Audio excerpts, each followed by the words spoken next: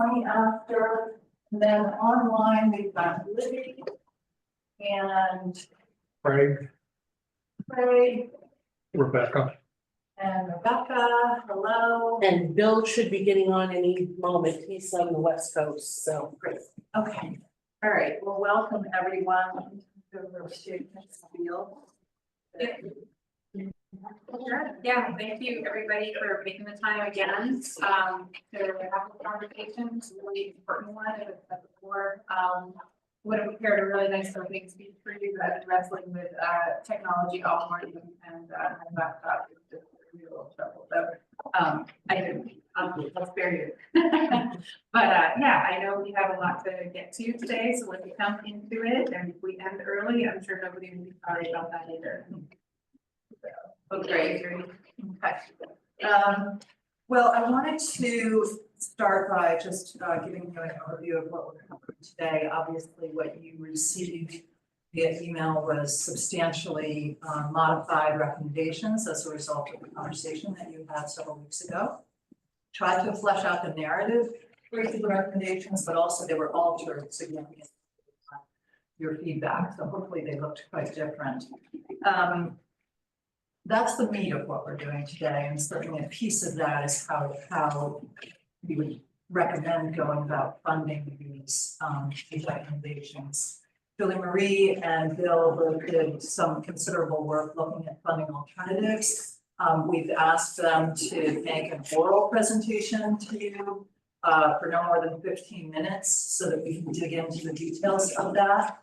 And then we'll have some more thoughts about how we bring those financial ideas to closure at a subsequent meeting, whether it's on the 20th or some other time, and it may very well be some other time. We want to make sure that we provide an opportunity for public input, and really I just stuck it somewhere on the agenda, and completely up to you all where it would be most useful to you to make sure that you take that into account as you're modifying the recommendations further. And then hope that it had been clear, but I don't think I've been fairly explicit about it, that ultimately what will go to the legislature is not just 5 pages of recommendations, but that those will be embedded in a more broader report that speaks to the process that you went through and on committee and what your charge was and all of that. So there won't be really substantive information in the rest of that document other than just details about the issues that you consider and the sequence that you went through to do that. There will be an executive summary and an intro, but where it was a little challenging at times to think about how much narrative to put into the recommendations themselves, it was because I knew that we'd have the body of the report as well, that much of that might be better suited to put somewhere slightly before the recommendations. So that'll just be in the editing component. So what I did include in this packet then was a draft outline for the report so you could see what would likely go into that and get your input on that.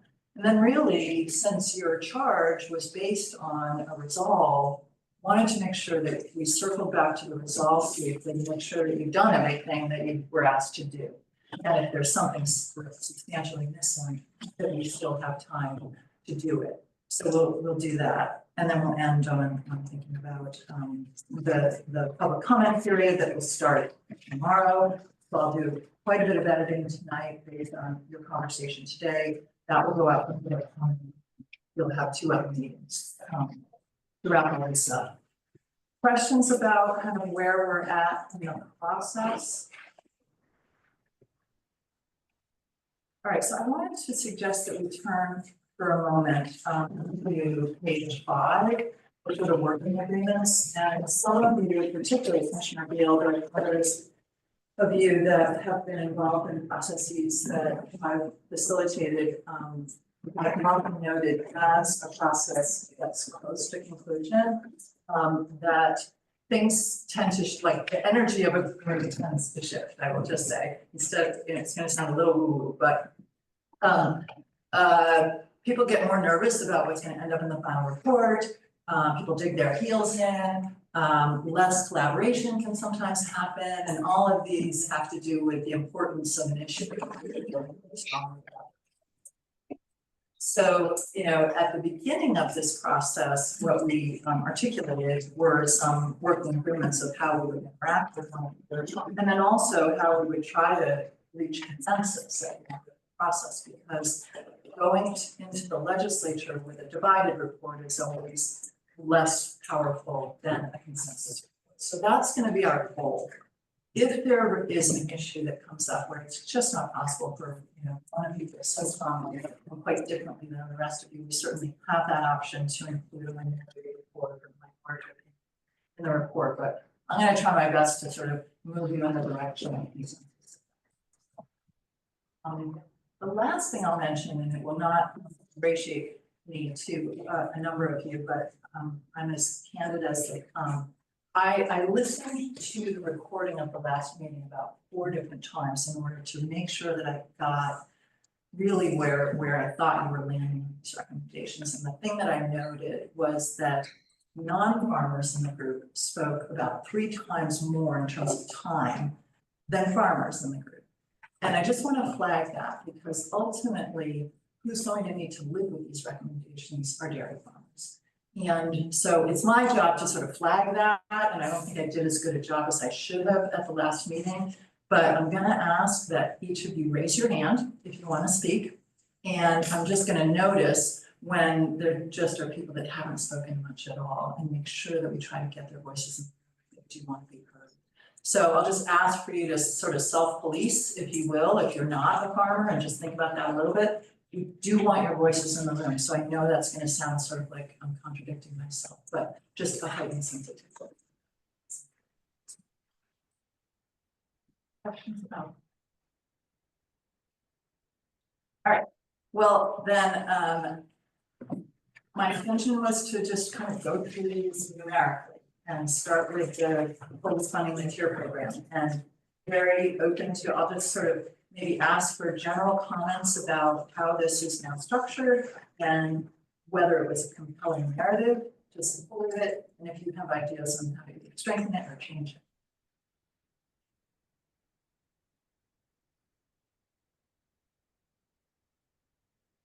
Frank's having a little trouble with audio. That may just be a placement of the speaker, so I'll move that forward a little bit more to the microphone. I know I wasn't. For probably the last few minutes.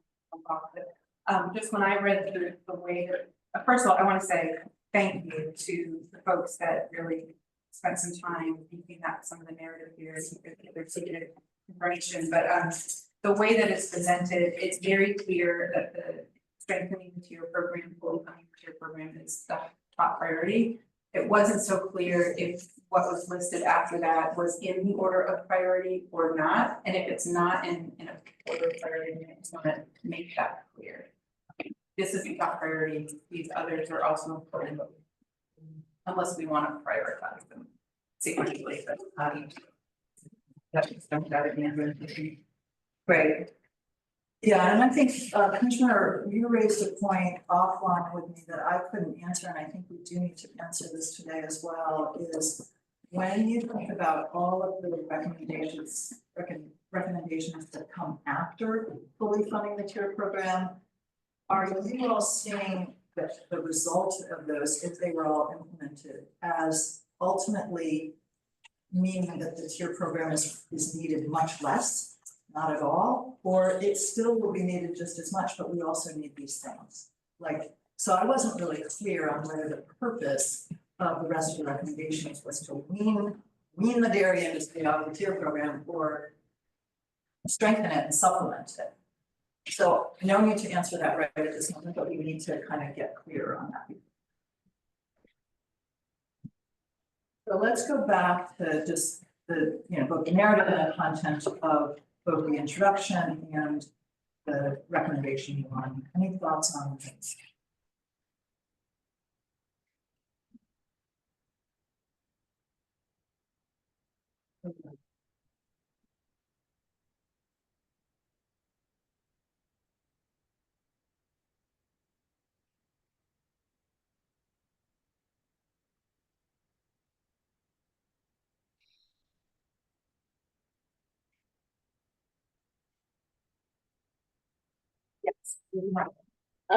Just in the very opening paragraph, when, there's a great statistic put in there about Maine dairy cattle and milk production accounts for, and gives the direct sales and economic impact. That's great, but I know when the farmers have gone before the legislature in various capacities, they've used numbers that talk about the entirety of the dairy industry, so processing and the delivery to consumer as well, and those numbers are available. Yeah, he just pulled it out. And I think it would be worth mentioning those as well to give it the fuller context. Okay. I can just see someone reading that and saying, that's not what I was told. Got it, okay, So. perfect. And I could get those from you, Billy Ray? He's got it right, it actually was one of our handouts earlier in the task force process. Right, perfect. Steve, did you have?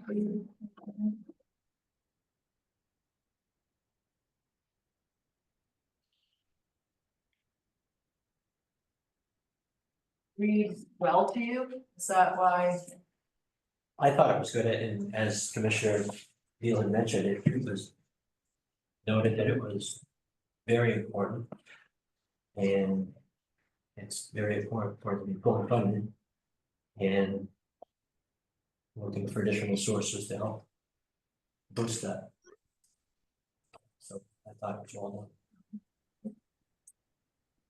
done. I would say to the. I think it's very important that we have highlighted at the bottom that it is, and it is highlighted, that it works. I might remove when fully funded, because even though right now it's not fully funded, it's still very important to give us that floor. So it's still working. It would work better if it was fully funded, but it's working very well to give us that floor, even though it's not there where we want it. Sure, So, I mean, it's working very well, even if we don't get it. got it, okay, yep, makes sense. But, and then the number one, I think, is written very well. And that, in my opinion, is the priority. Everything else is a bonus. I was just gonna add, I mean, I totally get your point Steve, about it is important at any level, but I know we had some conversation about. You know, there have been a number of times when it hasn't been fully funded and we are still losing dairy farms, so I do think there's. A corollary there, and maybe we can talk a little bit more about the nuance of that, but still make that point. And I agree 100%. I just don't want somebody to get the wrong idea that it's not working because it can't be. Yeah. But yeah, I agree 100%. Yeah, absolutely. And I think I don't, oh yes, so when you go to number one and you look down at the third paragraph under number one. I tried to. I feel like there was another paragraph where. By.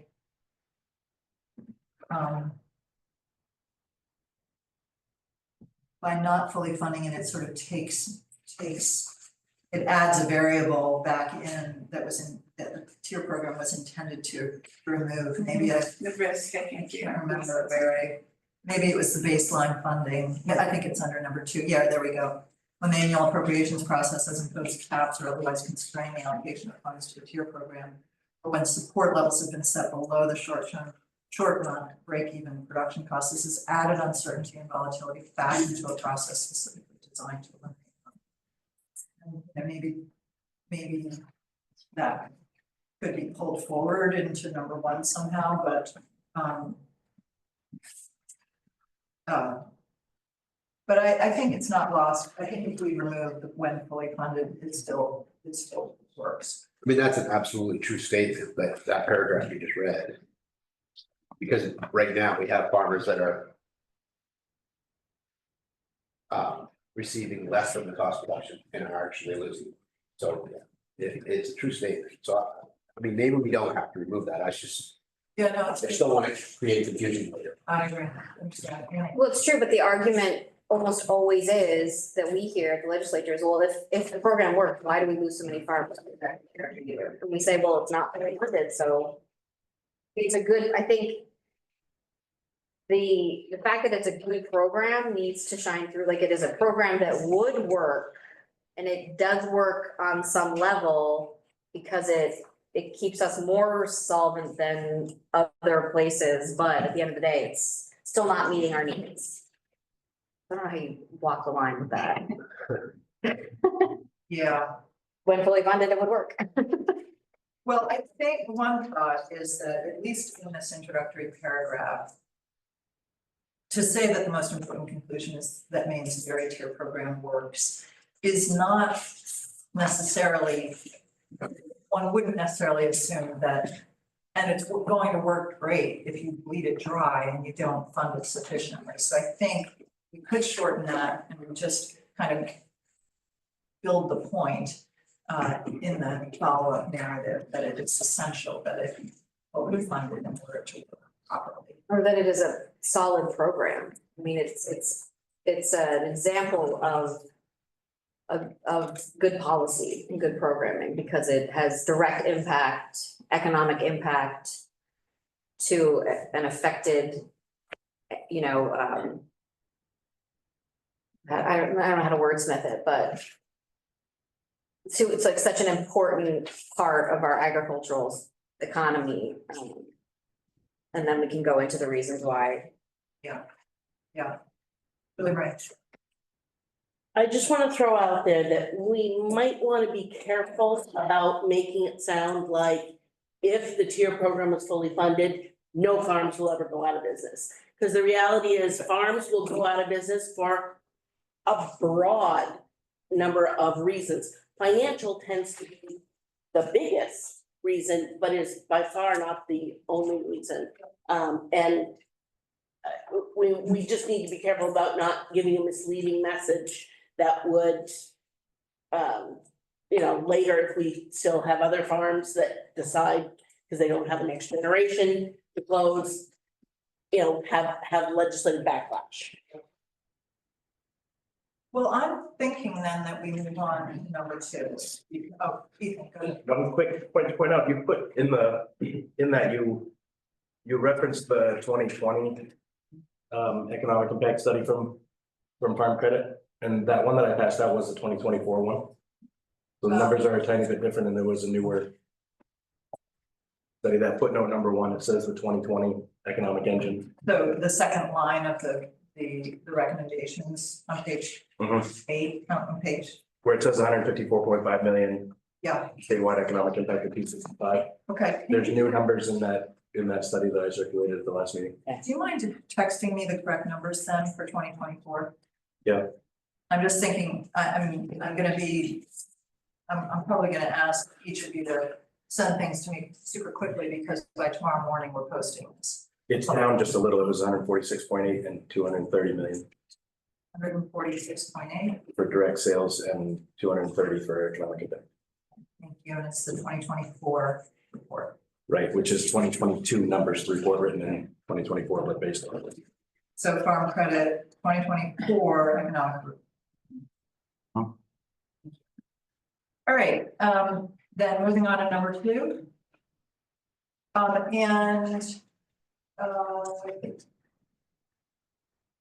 I want to make sure, so in terms of committee members, Rebecca, Libby, Craig as staff, and do we have Bill yet? Not yet. I've sent him a link. Okay, all right, just if you're online and you're on the group, I don't always see the little hand being raised, so just ignore what I said about raising hands in the room and just call out if you'd like to make a comment on any recommendation, if you are a work group member. If you're a public member, welcome, I forgot to welcome you all. And we'll make sure that there's ample opportunity to provide. Bill's just trying.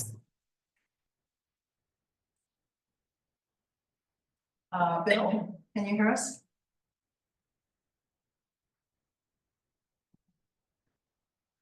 All right, I'll give him a little update in a moment. Recommendation number 2, establishing baseline funding for the tier program. thoughts on that, both in terms of the narrative and the number, and maybe, hi, Bill. Hi there. Yes, Julie. I'm gonna recommend maybe changing how we head that. Because it gives the impression that there isn't currently baseline funding, which technically, when all is said and done, when the legislature deals with the budget, the baseline funding is whatever the revenue forecasting projection is.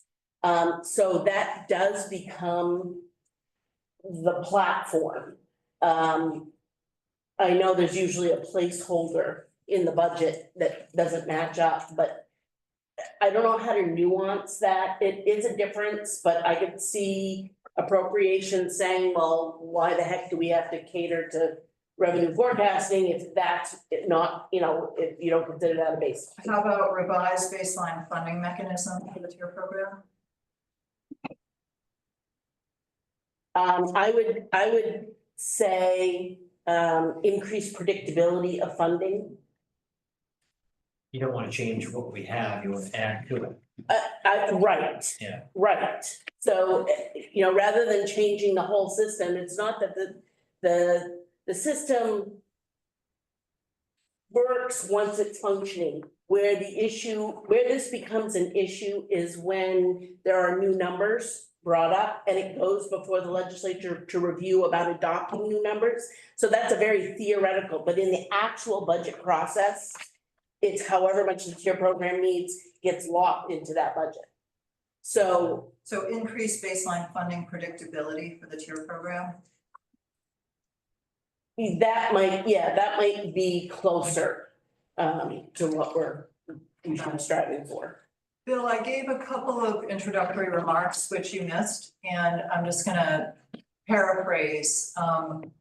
One of them being that in a moment, we'll be providing an opportunity for Julie Marie and you to provide a brief presentation on the analysis that you both did. We're limiting that to 15 minutes, given the amount of other topics that we need to make sure we cover during this meeting. I've mentioned to committee members online, work group members online, since I don't always see hands online. If you do want to make a comment, feel free to jump in. What I also mentioned was a real awareness in reviewing the video from the last meeting of the amount of time that non-dairy farmers spent speaking at the last meeting in comparison to dairy farmers. And I'm really paying attention to that today. And so I'm encouraging dairy farmers to speak more. And because these are the recommendations that will impact their future the most. So just to have some sensitivity around that, if you would. And so with that, substantively, comments on the tier program beyond the title. Comments on recommendation 2 beyond the title.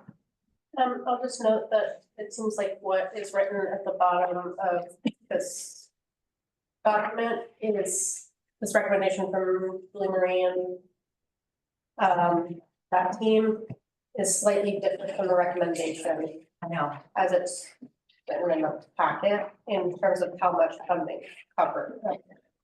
Precisely, it is different. And so we'll hear that presentation and you all as a task force can decide what you prefer around carryover funding and minimum funding. So yes, fully acknowledge they need different. So Bill and Julie are gonna be talking about like the last paragraph. I mean, in essence, Yeah, okay. yes. Okay, so Other comments about this one, other than that funding question, because we will definitely wrap back to that.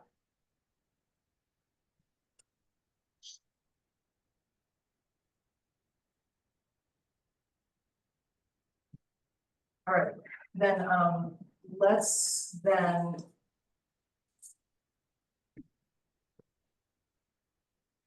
Let's then move to 3 and Julie, Marie and Bill, how were you hoping to do this? Were you going to start, Julie Marie? No, actually, Bill has the beginning of the presentation. And it's, the PowerPoint is taken right from the handout, and in the handout, Bill looked at the overall dynamics of what is required for funding. And then he looked at possible avenues of tobacco and marijuana for funding. And I looked more at the kind of operational, how it dovetails. And with our current funding, our current dairy related revenue sources. And some numbers and perspectives on the dealing with the milk handling fee and dealing with the possible gambling revenue. Right, okay, so Bill, I only had the opportunity to see the slide deck a few minutes ago. When I looked at a few of the first slides, it was intro that I think everybody on this task force knows. So I'm suggesting that we start on slide 3. And yeah, so why don't we pick up there and you go right ahead. Can everybody hear me? Yes. All right. So looking at the overall tier program, because one of the things that Julie has mentioned a number of times to everybody is that it's almost impossible for her to project what the legislator needed for future payments on the tier program. And since it's mandated that the tier program must be funded, that's a problem. So what I did is I looked at the whole for the last 20 plus years of the tier program and tried to see if there was any way to be able to predict what would happen in the future. And the short answer is no. Any attempt to statistically create a model to predict what the thing will be basically has so much fluctuation.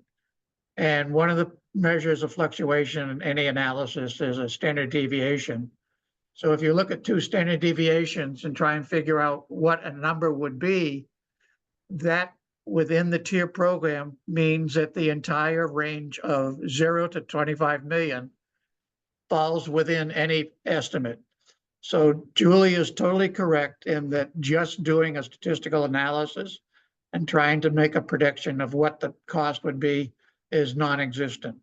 So let's put that aside and move on. Do I control? Okay. Keep going. All right, those are the numbers.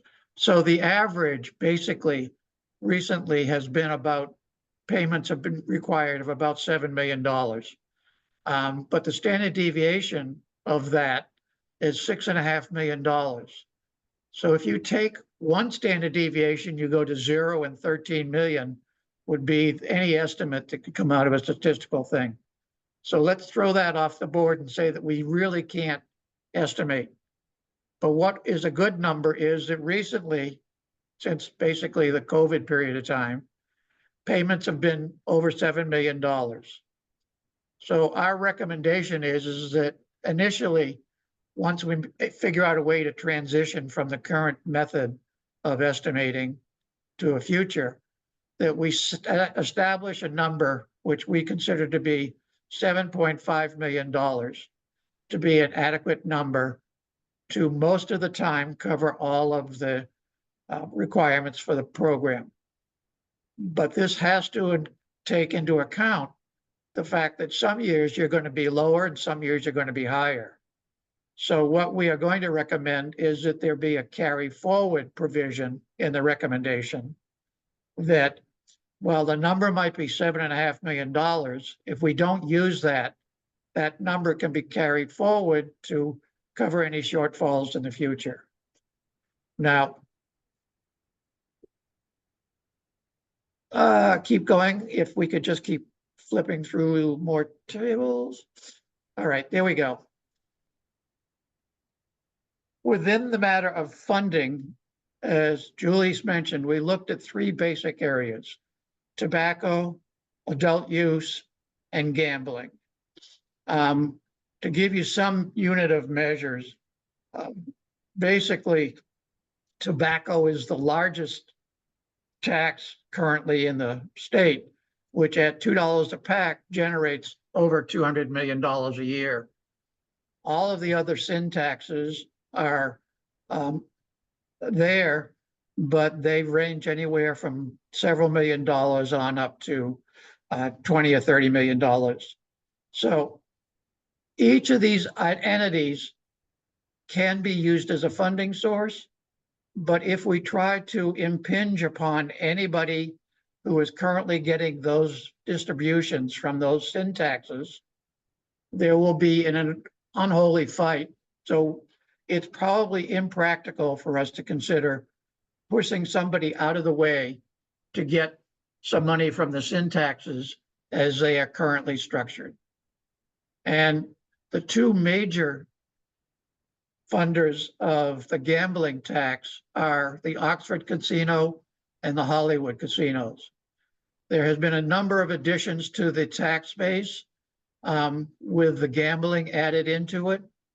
And most of these really come around to very specific designated recipients of the taxes, whether they're a program or an entity. And everything except the two casinos is either at a 6.5% rate or a 10% rate.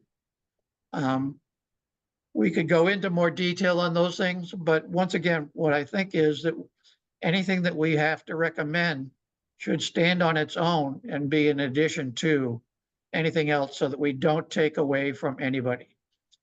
The Oxford Casino, which is the only true tax that goes into the tier program, is 0.5% of their net take, basically, net slot take.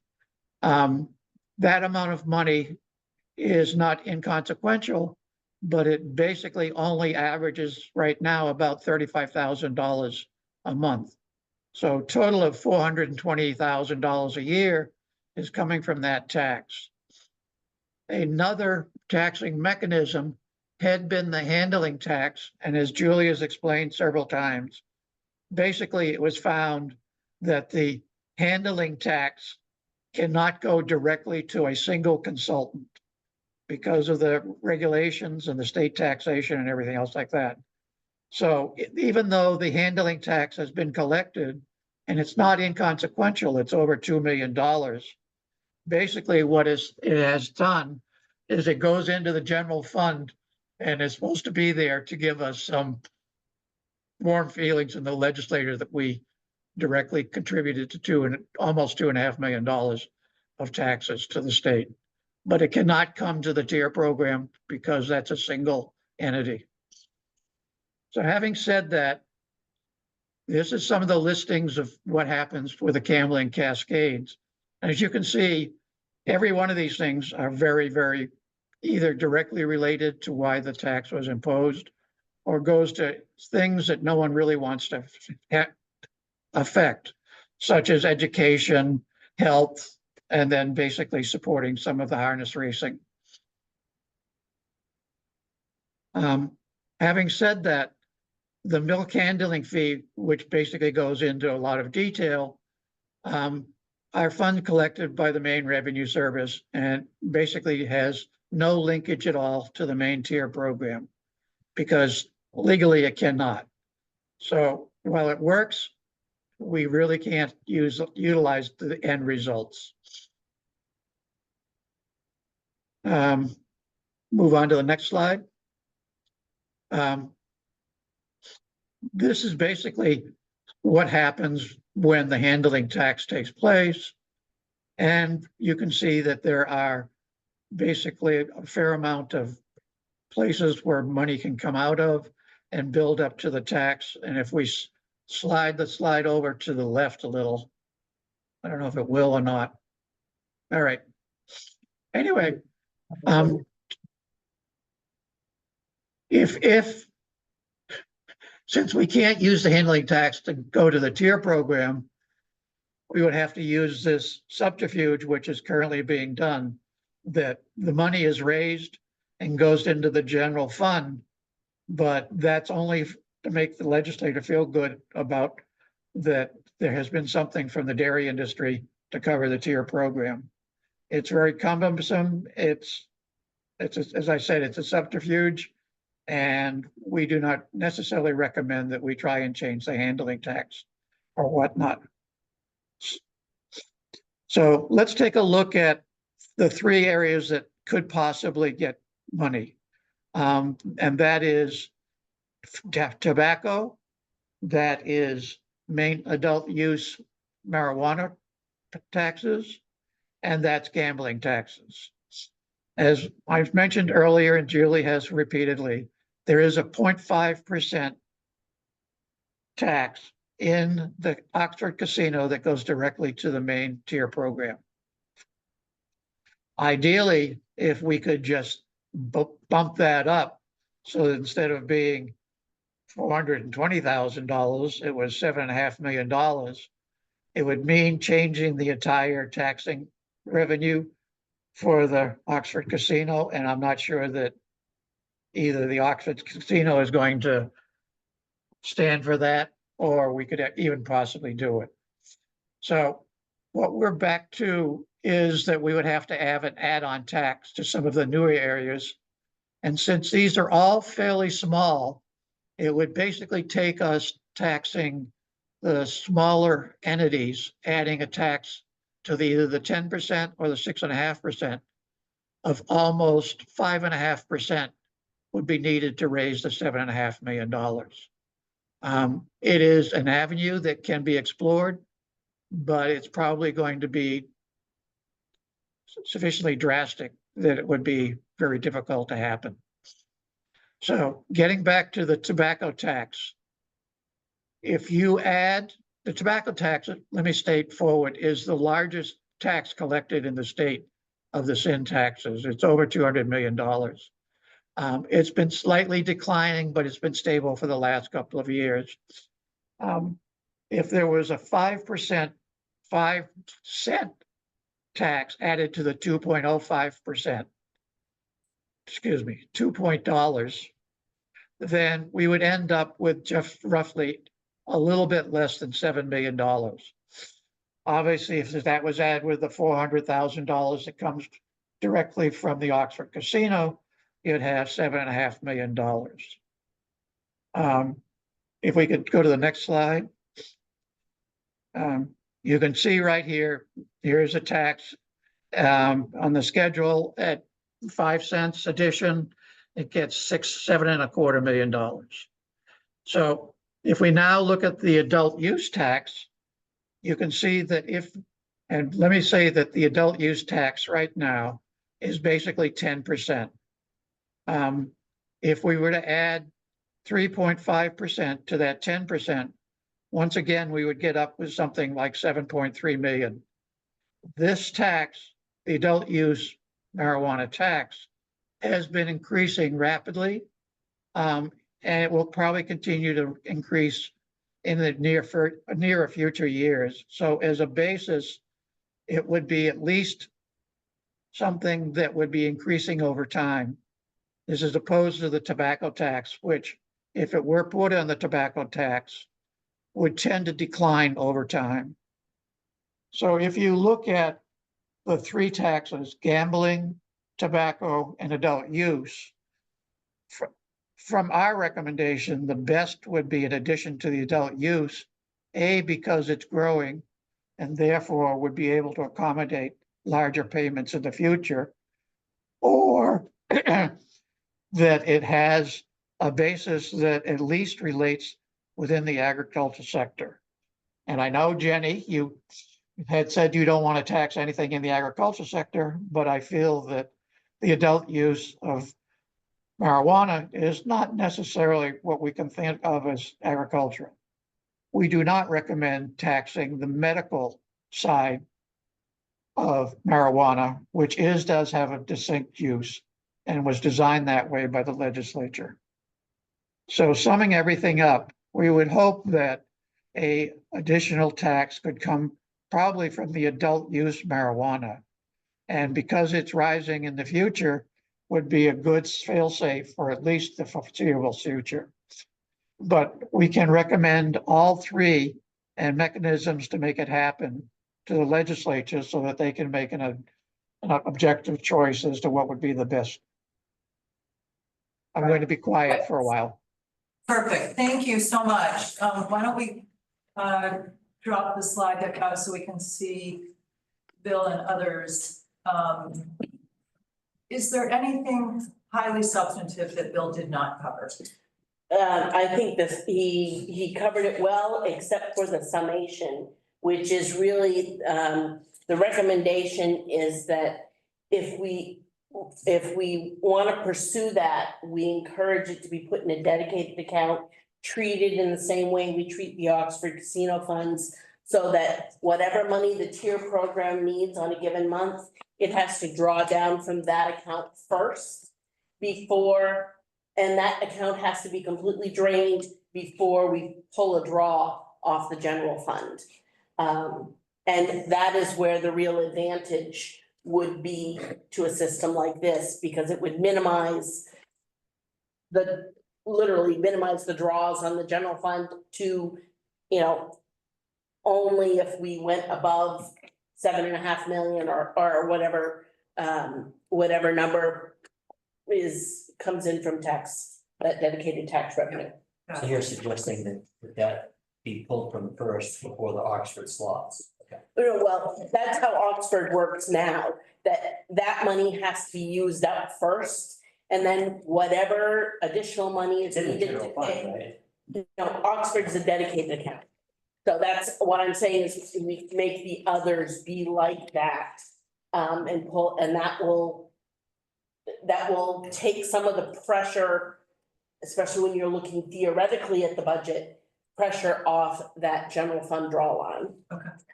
All right, let's get some clarifying questions answered about the work that Bill and Julie Marie did, and then we'll broaden the conversation. Here's a clarifying question. Just one really quick, and probably you just need to remind me quickly, but remind me why a tax on these things that goes back to dairy farmers is fine and a tax on milk is not? Because there was a court case that said if you are taxing a body of product, and this was a specific to dairy case, that if you are taxing a product and then turning around and giving the benefit of that tax to a limited group of people, then. Because it was their product, is that? Because it was, so this was a court case that predated the tier program, but really has set the tone ever since. Massachusetts put this program in and said, we're gonna tax everything regardless of where it comes from, but Massachusetts farmers only get the benefit. And the Massachusetts Supreme Court said, you cannot do that because you are trying to return benefit to the base producers. You have to make sure it goes to all producers. Because it was of the base those- producer, so you couldn't tax adult use marijuana and give it back to marijuana farmers. That's uncertain because, yes, well, probably that would be a line. I'm not an attorney, but you know. I'm gonna it was a very cut specific- it off. I just want to make sure this wasn't going to get thrown out too for taxing something and giving it to just dairy. You Yep. never know. I'm gonna cut it off.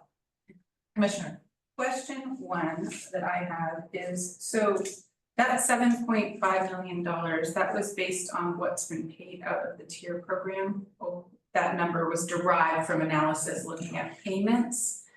But, so my question is, if we know that it hasn't always been 100% funded, it seems to me that that number might be too low. Because I think we would need to look at the years where it wasn't fully funded, what would it have looked like if it were? And then come to the number that would be more Yeah, close to predictable, even though it's not. how predictable. quickly could that analysis be done? And then Bill, you're next. Not very quickly, because it would all have to be calculated by hand. So I mean, we could do some rough estimates. I think But- that's fine, but Okay. I think my instinct is that number should be a little bit higher. Yeah, is it But 20% or 50% low? If you could raise your hand, Bill, you're next. Yeah, there is another number that's out there. While the trend of the tier payments over the years does exist, and it says that the tier number should be $10 million, I can go with either 7.5 or 10 million as a justifiable number from the statistics. Sorry, you could as easily go with 10 as 7.5, just statistically. Exactly. Thank you. Thank you. So this is getting into the weeds a little bit, but the point that Miriam raised, that the recommendation that Bill and Julie Marie are making around kind of the most that could be in this fund, and how I wrote it in the recommendations differs a little bit. So let's dig into that. My thought was that if the legislature ever agreed to essentially a dedicated account, they wouldn't agree to an account that had no upper limit, that you could just continue to stockpile resources indefinitely if years went by where things were great and you didn't need to receive that, you know, the tier program didn't need to pay that much money out. That's why I put in there, let's set the number. And if less is used in 1 year, and there's balance remaining, then you just, Roll it over. you roll it over, but then you put a cap at a certain amount, that if you're saying you want the baseline funding to be 7.5 million, then you have it at 7.5 million. And if you're looking to be replenished, I don't know, I was having difficulty figuring out how to do the, you know, just to have no limit to the upper limit of this fund. Go ahead. I'll be candid, I don't think that would ever be an issue. Just based on the history of the tier program, if we had a steady amount, you may have 1 or 2 years where you might access less than the 7.5. But when the draws are larger, they're significantly larger, and that, I don't think we'd have to worry about there being, you know, we would never get 75, 100 million in that account. It never would happen. Ethan. Just quick, I was gonna say, my concern was, okay, if 100 more dairy farms go out of business, we only have 40, and suddenly the tier draws a lot less and we get 100 million, like, how's it distributed, like, what do we do with it then? But I thought it did say in there, it would be reviewed every 5 years. Could you put something in there that at the review of 5 years, if there's too much money in there, we'll give it back? Or if there's 5 times the 7.5 million, anything over that, you know what I mean, like something high, but. Miriam and then Jocelyn. Report does also have an upper limit here based on the standard deviations. And so we could base this number off of that, assuming that, you know, in a worst case scenario, I think the report says about 21, 22 million is sort of what you might expect to see. So setting a cap based on their research makes sense to me. Thank you, Julia. I have a different point of view. I think setting a cap is you're creating a new controversy within the report before we know that this is even going to happen. I think as long as we have language in there that says this should be reviewed to see how it's functioning, then if we get to the point where there is an excess of funds, then that can be a standalone, but I'm very apprehensive about implying that this is gonna bring in more than needed, because then the legislative interpretation is gonna be, well, if it's gonna bring in more than needed, then you don't need that much to begin with. So one easy fix to address this issue, if you're inclined to agree with Julie Marie's point, is that I simply delete the final sentence on page 8.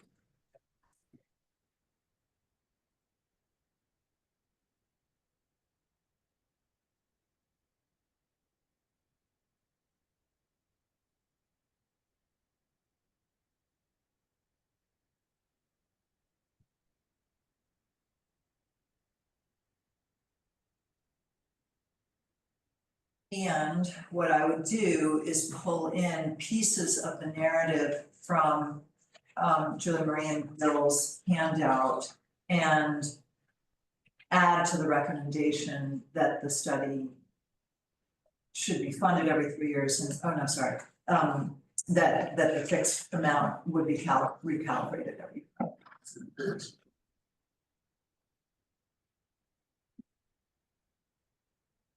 Sorry, the fixed amount, by that you mean. What the baseline funding amount is would be reevaluated or recalculated at every 5 years. Julie? I don't, go ahead. It's fine. I wonder though, if we're saying, looking at a 20-year series, it's really hard to even come up with this number. I don't know how looking at it every 5 years is going to be fruitful. I mean, the legislature can look at any of this anytime it wants.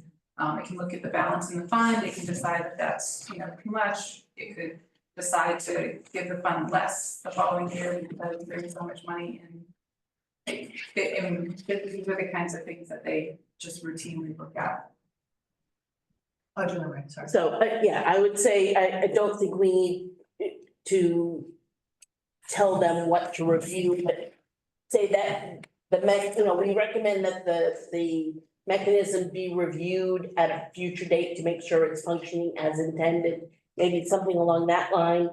The legislature can do whatever they want whenever, anyway, and we know they will because the budget process is very, very particular. But I would also, again, no, I guess that's it. I lost my other train of thought.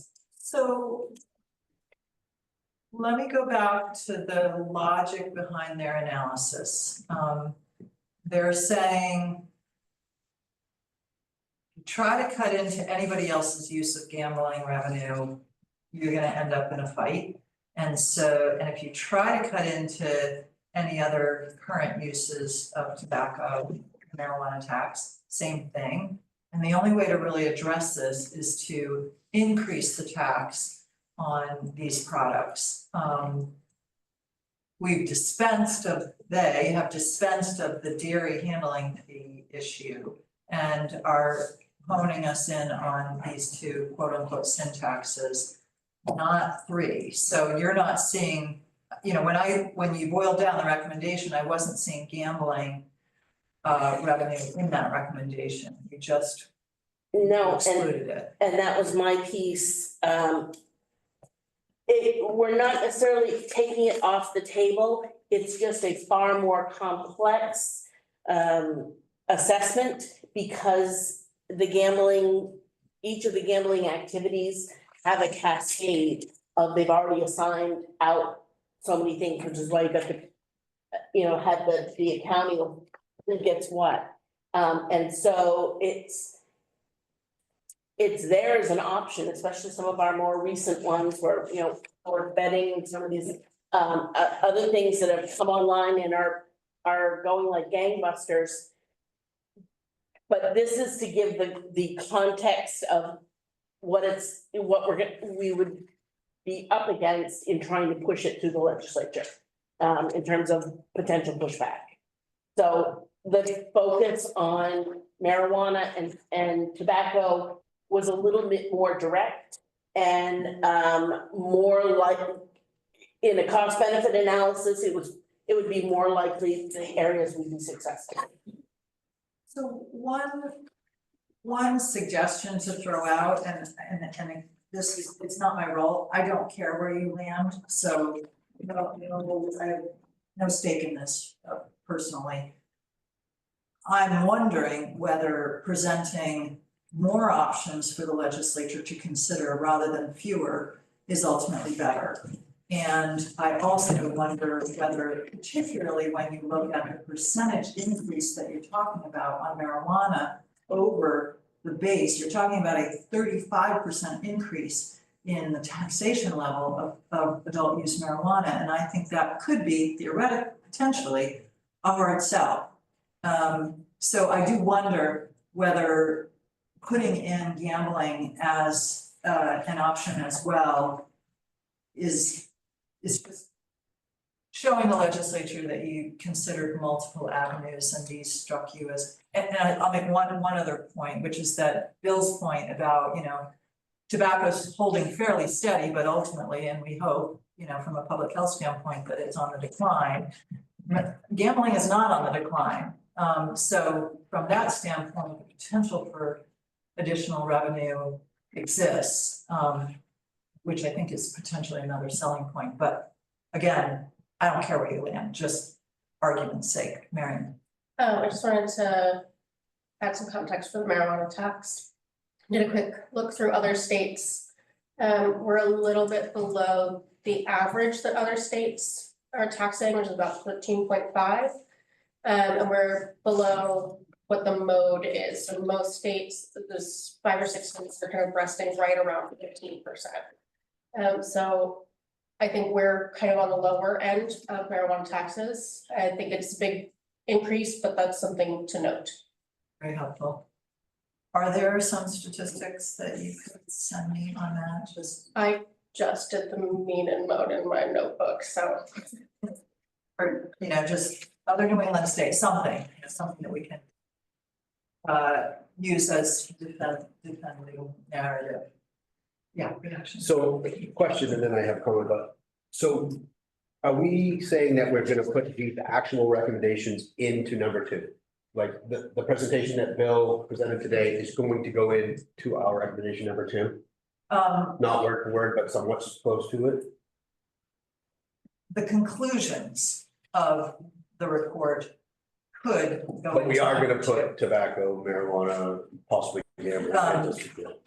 In number 3, developing an additional funding source for the tier program. So the purpose of that was really to identify what would be logical possibilities for funding a 7.5 or more gap. Yeah.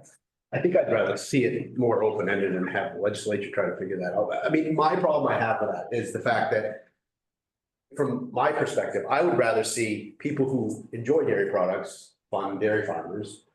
Or if you look at it another way, the current system that we have right now, that every single person in the state of Maine is funding dairy. It goes into the general fund. Not enough to, what we have for funding sources now goes into the general, fund, not enough. So to make that up, I can make an argument that dairy farms are good for communities in Maine. We have so many reasons why they're good. And then right now, every taxpayer, not just one that wants to smoke cigarettes or use tobacco, use marijuana and gamble. And at least 2 of those things you can say are probably not great options for folks to be participating in. And why can't everybody in Maine put some money into it and not just one small? That's the problem I have. So I'm gonna play devil's advocate just so you all can be thinking about it. That's what's happening now, and it's not working. Right, well, they just give us the money. But they're not, good, yeah, so, but anyway, Bill, Ethan, Same and then Bill, sorry. Same thought as that. Did you guys talk about the bond stuff that we've been talking about as part of this, or that would be separate? Okay. Yeah. Because that would be a way to have everybody vote on it and the whole state of Maine do it, right? Bill, Yes, the legislature has shown an ability to ignore the requirement of using the cost of production. And because of that, the shortfalls have happened to the dairy farmers. So depending on where we are right now, I don't think it's a good solution. Because the legislature is going to do what it's going to do. I'd rather have something that's independent of every decision every year. and just a reminder, that when you have in the past been talking about a bond, at least up to this point, you were pretty explicit that you didn't want the bond to be a possible funding source for the tier program, that you saw that as a possible, the right potential avenue for the other recommendations. And just want to, if you feel differently about that, your opinion's changing about that, let's talk about it. I just wanted to clarify, we haven't talked about this, but I maybe we kind of danced around it, but like on page 9, in recommendation number 3, there's this number 3 options of usage via cheese, yogurt, and ice cream it seems to me that would run into the same problem as the handling fee. I just don't think this is, I don't think this is Yeah. at play, I think this Yeah, should she's go totally forward. no, yeah. And the primary reason is because Maine already sets minimum prices. That was the reason that we could do something on class one. We don't set minimums for the other, and we don't have volume processing of the other, so it would come across as a sales tax on these food products.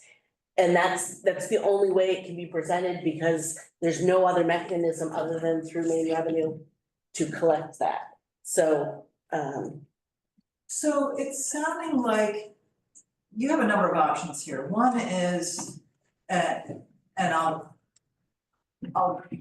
pick on you just for a second, Heath, but you'll understand. One is kind of like, and I'm not saying I'm advocating this, but I'm gonna call it the Heath option very, very briefly. So you delete the recommendation. And you basically say, the legislature should be funding this through the general fund. Like you should not be developing, you should not be coming up with a new source of funding for this. Well, I'll call it something else, but just to sort of build off of your point. Another option is you delete options 1 and 2 and 3 from recommendation 3. And you go really with what Julie Marie and Bill have suggested. You focus on recreational marijuana tax or adult use marijuana, and you add in tobacco. A third option is what I was arguing for, just for the sake of arguing, that you include that Bill and Julie Marie developed, but you also keep something in there about gambling revenue. I'm sure there are other options, but those are ones that come Yeah, to I just mind. want to say that I like the third option. I think we should not have it be so broad, but give a few options. And I really, as much as I agree with your philosophy around everybody paying in, I think that like having this set aside baseline makes a lot more sense, so that you guys don't have to be in Augusta all the time. We'll still be. Yeah, just clarifying question, so when you say you like that, I mean, is it possible that we can do that, but also include just a little bit of discussion about where the opportunity probably most likely lies? And then let the legislature wrestle with that, but just to show that some thought is put into what road might be a little bit more open. Okay with that? And just to add to that, because they know where the needs are, where the pulls from.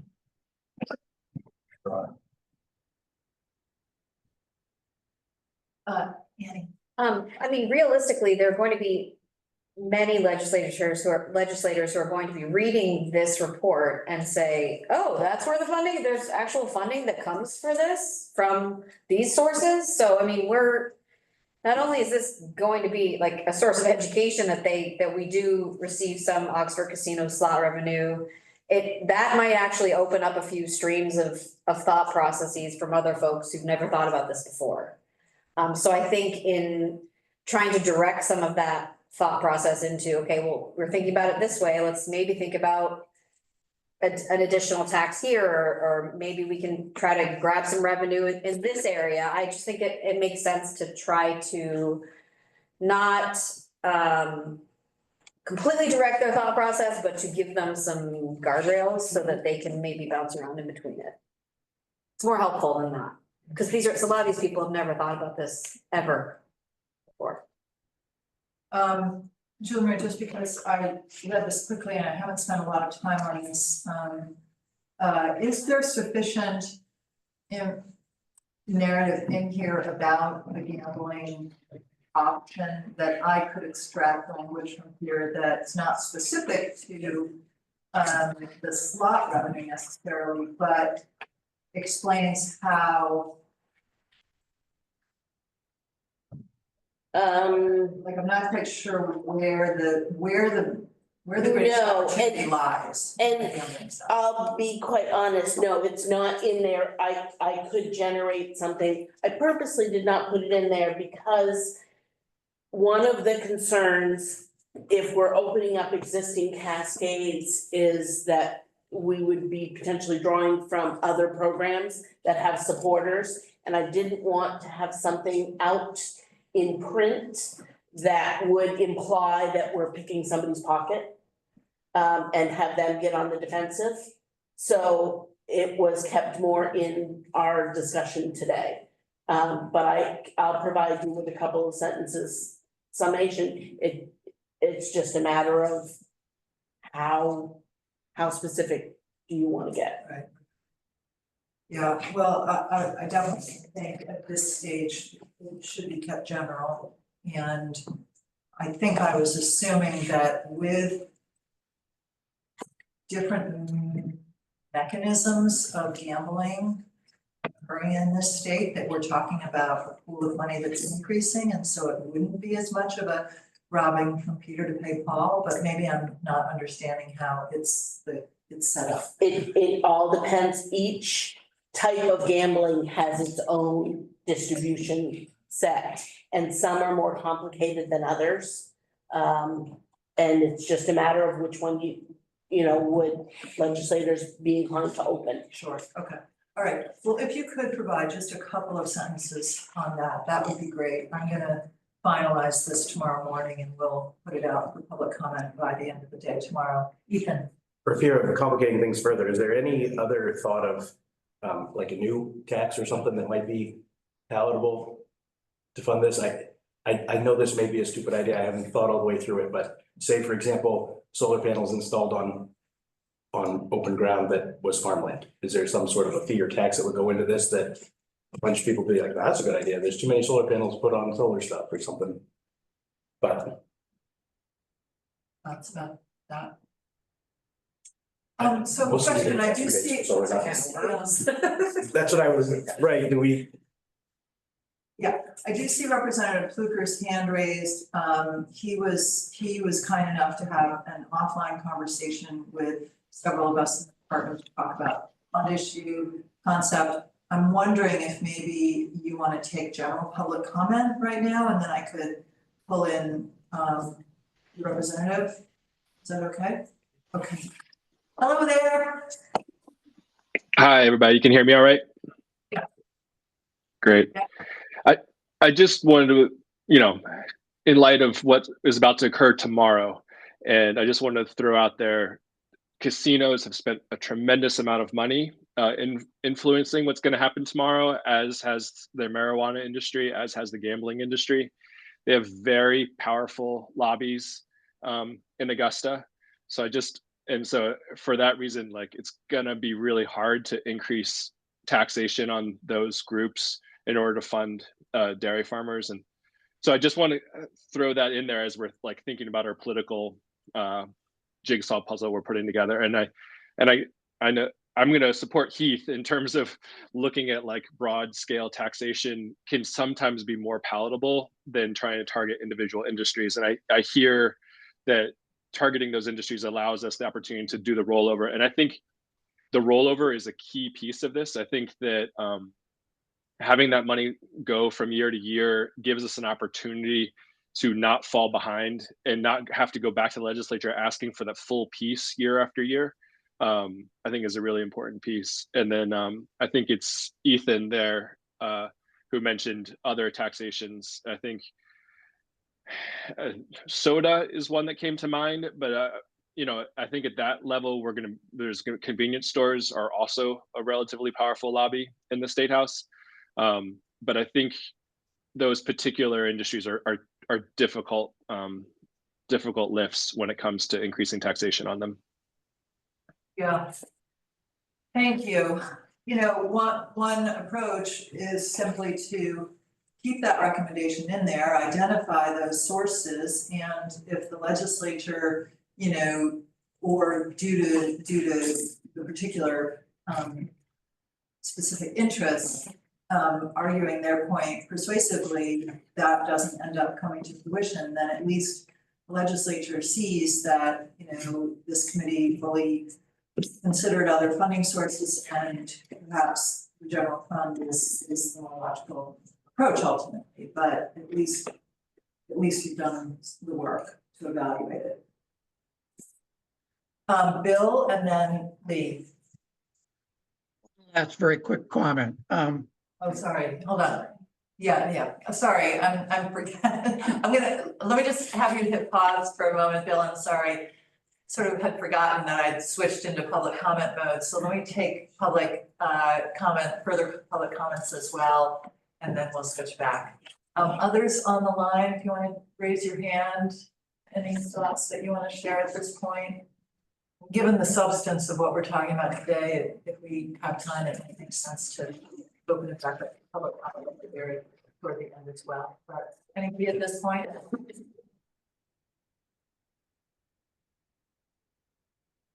Jenny. Jenny? Oh, great. Yeah, Jenny, go ahead. Hi, thank you. I'm gonna admit right off that I did not read the information before this morning, so I apologize if any of my questions are clearly answered in the draft. But when I did a quick skim, I'm not sure that I saw anything that spoke about or provided assurances to the number one thing that dairy farmers in Maine depend upon, and that is the people who choose to pay for our products, and the effect of consumer prices on any of these programs or proposals, and if they would in fact provide a good investment and a spend of people's hard-earned dollars or not. I'm also questioning whether or not other stakeholders and industries have been a real big part of this discussion outside of the task force, specifically because one of the issues that makes Maine a special place is the same that makes it a challenge for all dairy farms, and both production and processing are higher costs, and the cost of doing business. Have the proposals really addressed that? I mean, the goal I think would be like kidney transplant. We would like to get to the point where we don't have to take people's kidneys and put it in someone else. And I just also was concerned that a quick search showed the word nutrition didn't show up at all, and sustainability didn't refer to the work of dairy farms and processing in the state, how it contributes. I don't know if this is the space for it, but if you're looking for an argument as to why there should be an investment, whether it comes through taxation or bond or any other means the task force comes up with, I think that would be really, really important, providing that baseline of sustainability, both in our food system and our economy and for our communities and our environment, and leaning on that far more heavily than perhaps a number of farms. And those are just my comments. So thank you. Thank you very much, Jenny. Are there others online who would go to offer a comment at this time? All right, then Bill and then Lee. All right, I'll be very quick. My feeling is that the dairy task force is addressing the canary in the coal mine. But the whole problem is that the entire agriculture sector needs help. And I would rather that we always, when we get to starting to sell what our recommendations are, that we sell it in the context that we have to address the entire agricultural sector and figure out a way to make it feasible for young farmers to come into Maine and start out. That's it. So I sort of agree with Jenny. Lee, go ahead. Just a couple of thoughts. One thought would just, it's more of a curiosity. I don't know if I find this as along the multiple conversations, but do other states rely on the tier funding program? And if so, how are they sourcing? Okay, so it's unique to me. Okay. It's unique to Maine. Some of the other states that do have programs are funneled differently. They're either tax rebate programs, or Connecticut has one that takes something from the real estate transfer tax and gives back. And they're much They're more your standard stock, you know, business rebate, business support, programs rather than dairy specific. I just wasn't sure if there was something that I've learned from the other states. The other thought I had as I was hearing conversations taking place around funding, another trend and which this idea isn't fully vetted, but just something to be thought, you know, maybe there's more thought could be put around how pharmacy or the medical could help support fund this, because I just think about this whole GLP-1, like the Ozempic, all of this. I mean, we're seeing like 1 in 8 customers on this diet now, and they totally rely on protein and mainly from dairy. So, I mean, I'm not sure what might be there or how we tackle that, but it's getting bigger. And so there might be something that the industry can help source this tier program as well.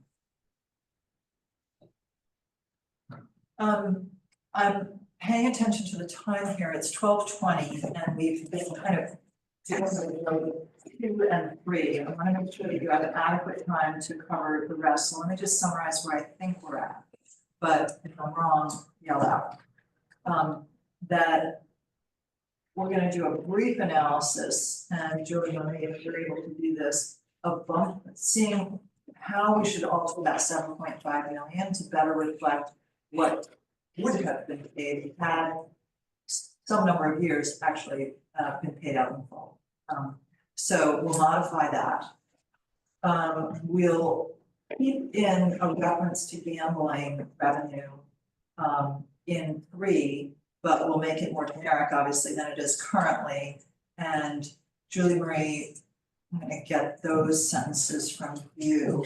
Miriam, I'm wondering if I could ask you to just send me a brief summary of the percent tax on adult use marijuana across the New England states, or something that makes it or I'm not quite sure, but something that feels like it would be logically grounding a figure for me.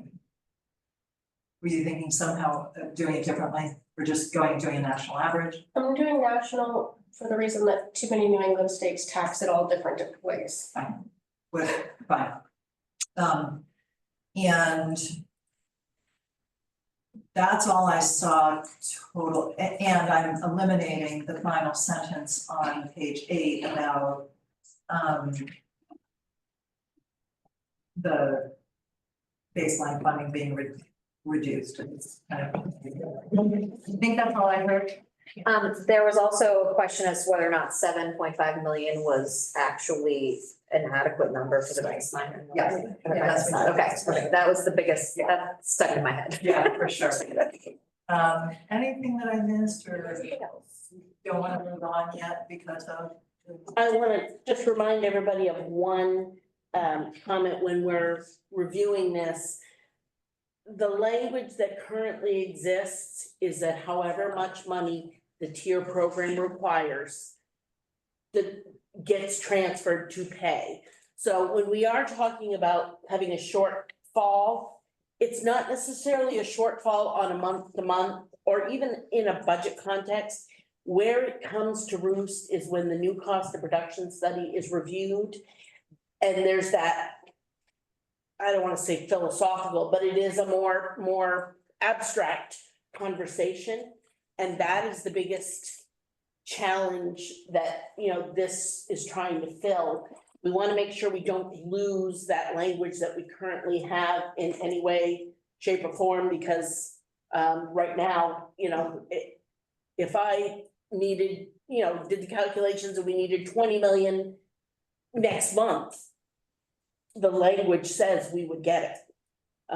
You know, it's there are no amounts in that statutory language, and it's really unusual and really worth protecting. Yeah, got it. I'm thinking then that maybe this is a good break point. We're almost at the halfway point time-wise, and I think we're gonna be shifting pretty dramatically in technical service capacity. Anything else before we wrap up 2 and 3, which I sort of feel.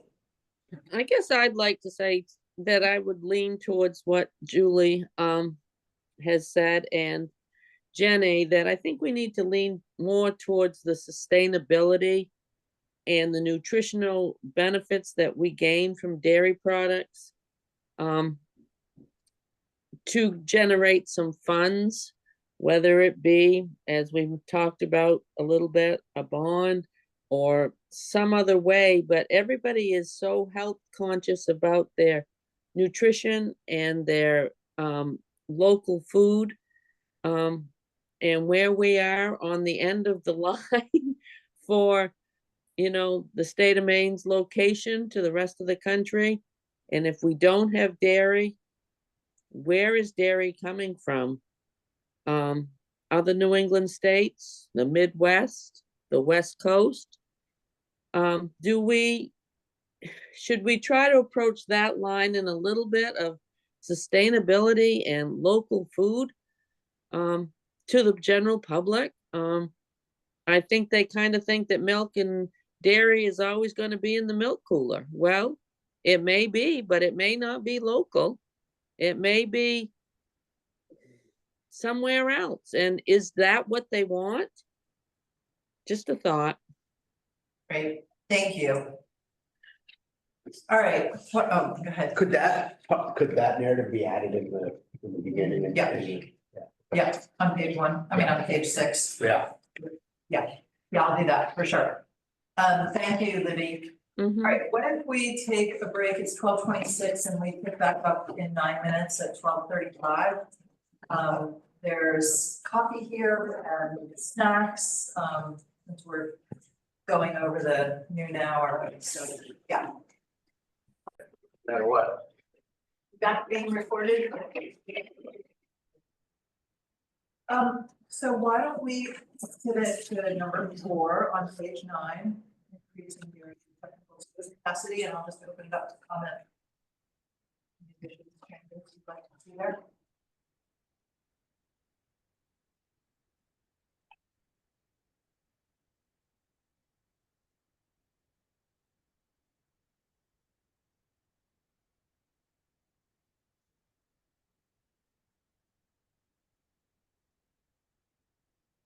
I don't know how to add or change, but just thinking about the different go-to people with knowledge that dairy farmers need for technical assistance. You have extension specialists in different areas and a couple of other places, UNH, Cornell were mentioned as go-to places, and I think it's a great idea to go to the places where that has the most knowledge to, instead of trying to talk to someone that, okay, well, I can help, I'll try to find out the information and get back to you. But a lot of it, UVM has people, as extension people that work with the New England, the Innovation Center, that they do programs for dairy farms in Vermont, funded by that organization.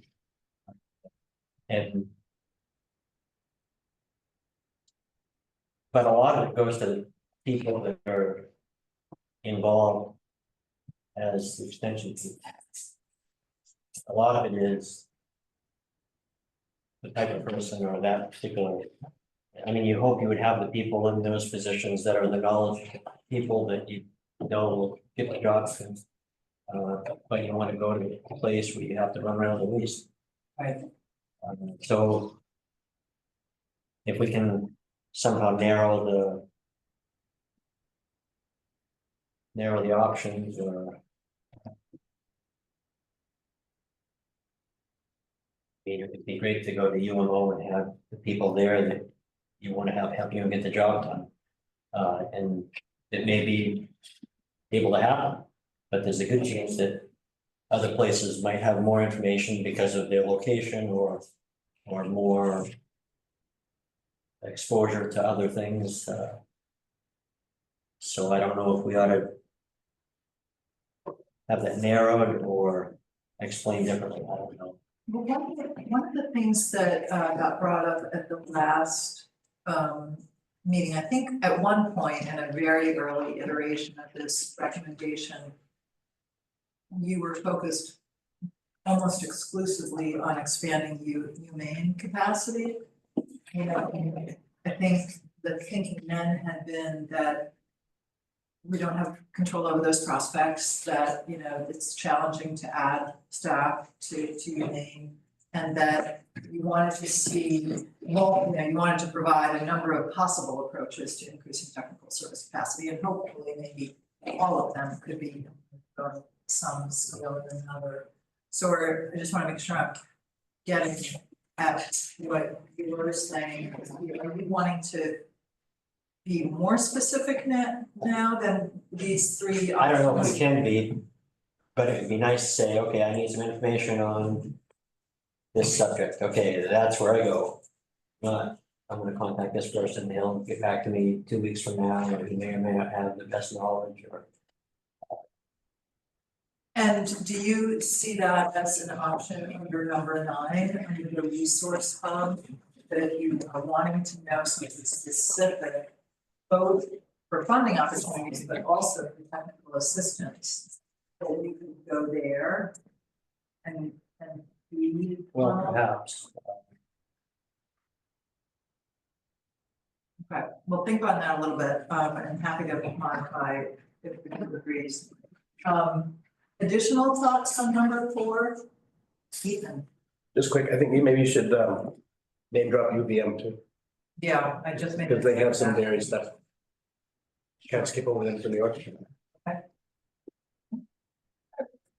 Not necessarily a recommendation, but just to throw it out there, to change that and or before the third option to and in the meantime. In short term, yeah. Like assuming that the reason that we have number 3 is that we assume number 2 will take too long. Yeah. In the near term? In the near term.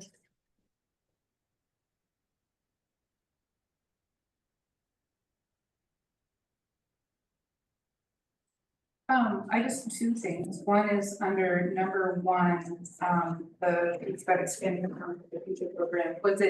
Is it inferred or intended that an expansion would mean that there would be more slots for dairy farms, or is it just an expansion in general? Where I just want to have it. I just want to make sure we're clear.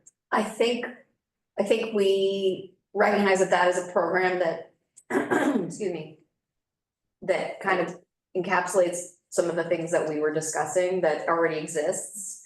And so the conversation was around like bolstering what programs are already in place that work really well. So, but I could be. But I can understand what you're explicit saying. about to ensure an increase in the number of dairy farms engaged in the program or something like that, and I don't know how you do that actually, other than like dedicating part of the funding for it. Do we know how many dairy farms in the state have accessed that program? There is a record of it, but it's on a SharePoint that is only shared with email addresses, people who no longer work with the state. Oh, So. okay. Yeah. Okay. I'm working on that. Okay. And I think that the discussion we had about dedicated funding for Farms for the Future is that there is more funding, there will be more applications, it'll be easier to include dairy farmers as well. But there was a little bit of concern that if we had, that it would be difficult to set the right number of dedicated funding for Farms for the Future, depending on how many dairies might apply in any given year. That's gonna be really varied, and I'd rather have some flexibility there to be able to prioritize using all the money. Steve? Also, it seems like there would be, I don't know what the amount is that is available for farms in that program. For the first, For business planning, the different levels, yeah, the business planning is $6,000 and we typically are able to award between 6 and 8 farms a year. And then for the implementation grant, so that's the phase 2, it's $25,000 cash grant if you protect a certain amount of land for 7 years. And then a AMLF loan with the typical cap of $250,000, but instead of a 5% interest rate, 2% interest rate. yeah, I didn't know if there was a way to include, if somebody was looking for technical assistance to achieve their plan, I think some. there was an amount to hire a specific organization or whatever. I think some folks also end up using the phase 2 for technical Okay, assistance. all right. And there is some wiggle room to do that. Yeah, and the program is very flexible, it's very much a tailored, at the farm. Well, it struck me that this is one of those recommendations that kind of speaks to what Bill said about recommendations that help all of agriculture. And one other thing I was just gonna flag is just number 2, increasing state funding support for a number of UMC CE dairy specialists. I haven't had this conversation with anyone at Extension. I think it might be for the purposes of this going out to public comment, that maybe we should make this a little bit broader until we can have more conversation to figure out what would be most effective in terms of, I'm just wondering what the state needs, because generally when they get their funds from the state, they don't have specific parameters around what they do with those funds. When the funding goes to the university, it just goes to the university. That kind of opens up a bigger discussion. I'm wondering if there's a more targeted recommendation we can get here that's more likely to be able to be acted on. Would it change the tenor of it sufficiently to change state funding support to just the word capacity? Yeah, I think that would work, and then that allows for a broader conversation. I think I meant to have that word be a number, like a certain number, but not a specified number instead of the number. I'm not sure.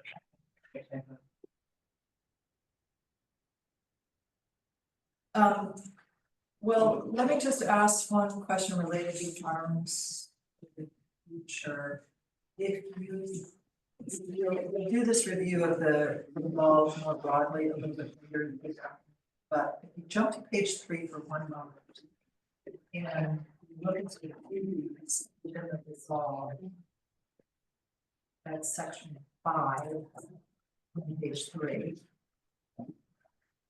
The second duty is to make recommendations, provide recommendations, on potential investments and policies, blah, blah, blah, including but not limited to the development of new or enhancements to existing state grant loan and other funding support programs. So I guess my question is, this recommendation would get at, recommendation number 4 would get at increasing funding for farms for the future. If you're not necessarily yet recommending changes to the structure of it, and I didn't know if based on, is the 6,000 and the 25,000 the right figures? Has there been any conversation about it would be better if those numbers were different than what they are, and they've been limited to that simply due to a lack of funding? Just thoughts on that, because it was part of your charge.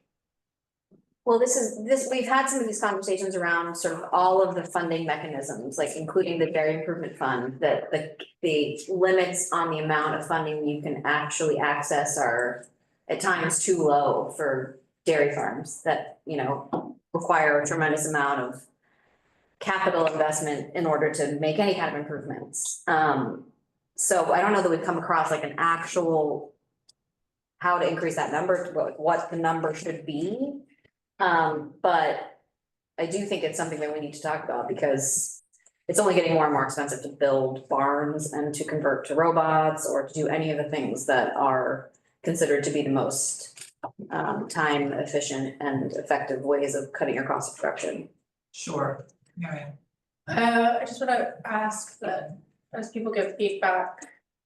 I wanna know if $6,000 for technical support is sufficient and what would be a good number, and then separately. What would be helpful in terms of investment support? It would be good to know what each one could be or should be to reflect need. And if you have opinions, that's fine, let's get them on the table. If you didn't, I think we also could have generic language saying that, you know, the program should be reviewed and consideration given for possibly increasing these caps dependent on additional funding availability, you know. And so it plants the seed, but it doesn't like lock you into a particular price. But if you already know your opinion on that, Keith, do you have a thought on that? No, I do, but I'm still. Okay, Ethan? I was just gonna say quick, I think that the 6,000 is not the limiting factor, it's the nugget at the end that is. Like, that's where I was gonna be. Okay, okay. A lot of nodding heads, okay. So I will make reference to the potential increase in completion dependent on the availability.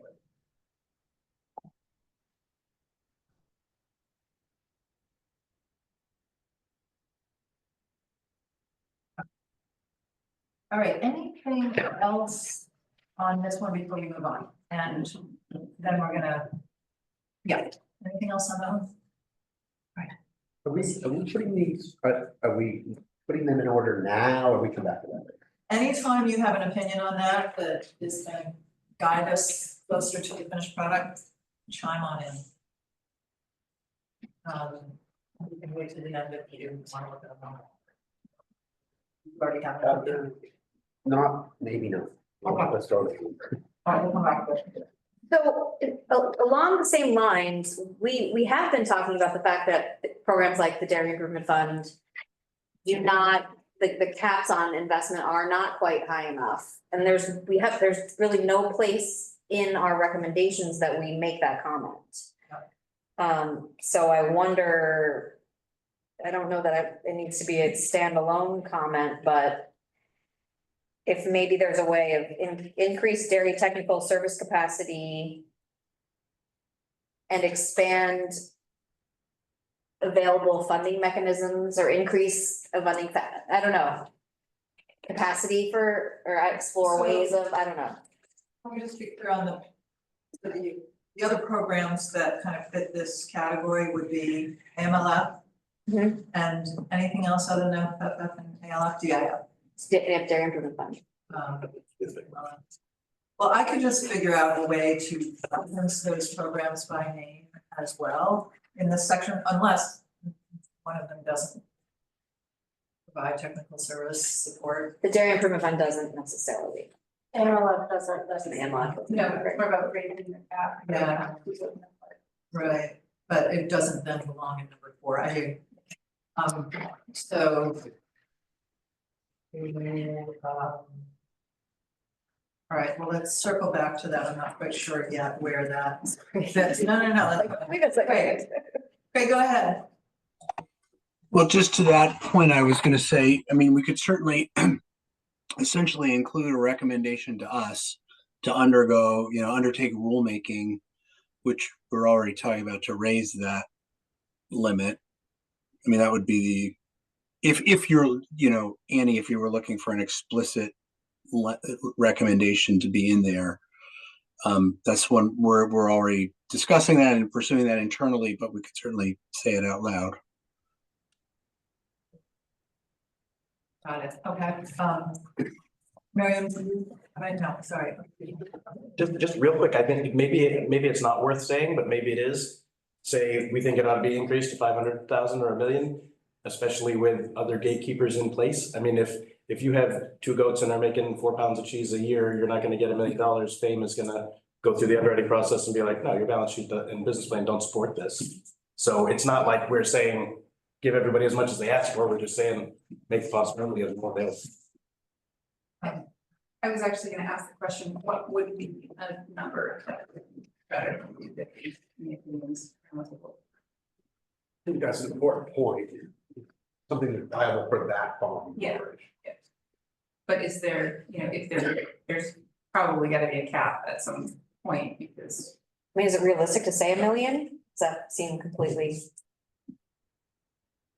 out of bounds? Is that what you feel like most people need? Is that kind of?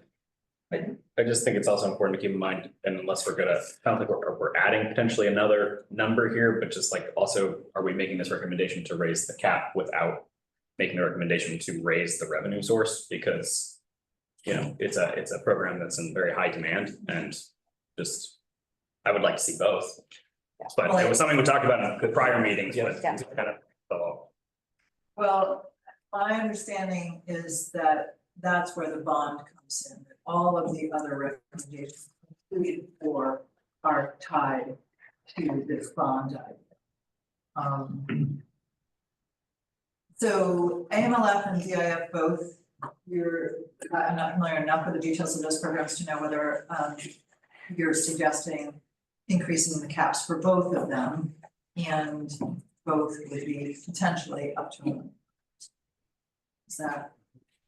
I think we can look at, in our department, we can look at what that would do in terms of the number of grants or numbers or number of loans that would do.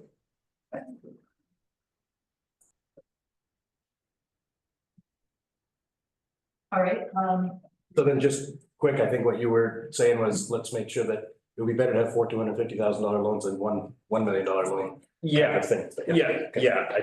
I think you guys got that point, but yeah, I definitely wouldn't want to see us raise that to 1 million unless we're going to dramatically increase the funding source, because yeah, that's what's gonna happen. It's all gonna get followed up by a couple of big projects and.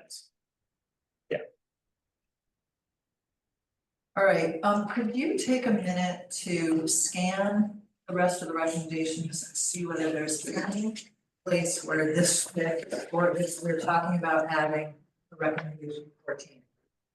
But putting it next to number 4.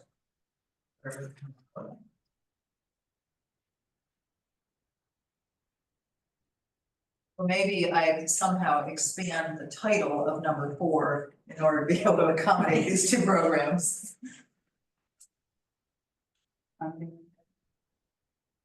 If there's a way of doing like a sort of needs assessment? Or no? So AMLF and DIF are infrastructure loans. Yes. Yeah, okay, so increase, yeah, all right. Could we just make the focus, we take 13 and make the focus of it increasing funding for these existing state programs, and then in that same recommendation, say, one way of funding this would be to have dairy bond. And also maybe move it, I would vote to move it up further in the prior list. Just an idea. All right, let me work on that.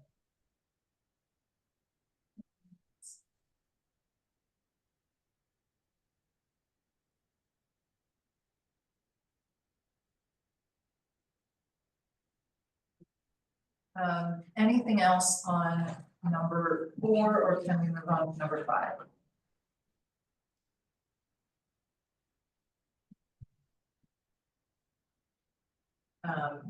Thumbs up on that one. Yeah, any other comments on 5?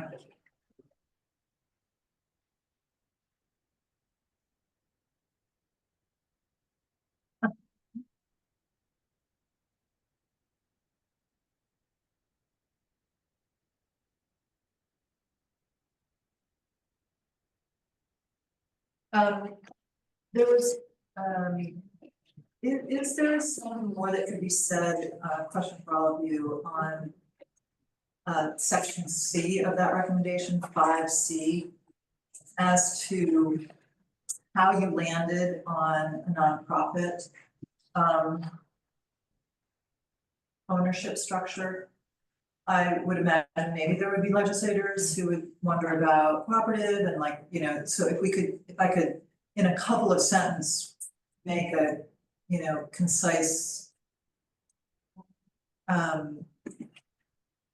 explanation of why that's the best structure. I just, even having a couple of bullet points from you would be helpful to me, and then I can add that in.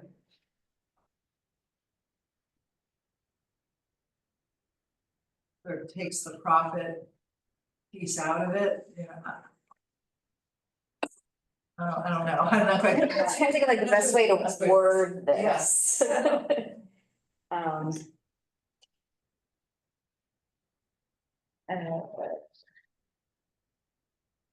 Like, given the current market particulars, a nonprofit owned facility. Well, you have it that it would enable it to leverage different types of funding. Yeah, maybe that's sufficient, but I wasn't sure. I think it would, I think the most intriguing idea behind it, I think, is that it would allow. It would be solely focused on. I guess it would be like for the benefit of the greater good, I guess. I don't know how you say that, but that's like what a nonprofit is for. It would be operating at cost and with the ability to flow any profits back to producers. It's kind of how we're thinking about it. But I don't necessarily want, in my opinion, I don't necessarily think it's the only structure or the only business ownership style that should be considered. I do think there are other potential. Could it say such as a nonprofit owned process? I mean. Yes, and- I think it's like limited. Yeah, like pointing to, but like not closing the doors. Yeah. It helps make sense. Another point in time.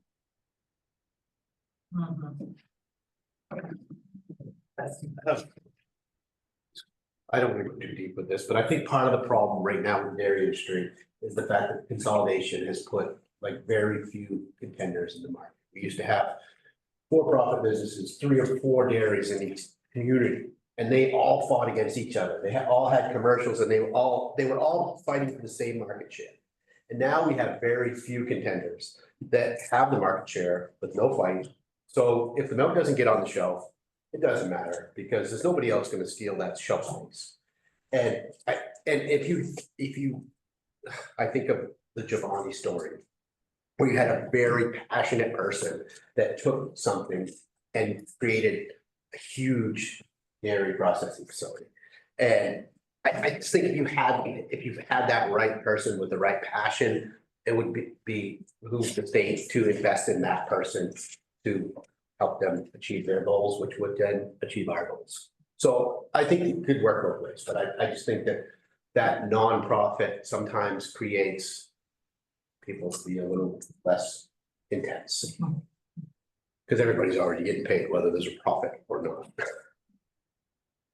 Okay, I think I get it, and I can expand that language a little bit. I think the idea is like an alternative styles of management or ownership, or just not necessarily like the same thing. Thinking outside the box.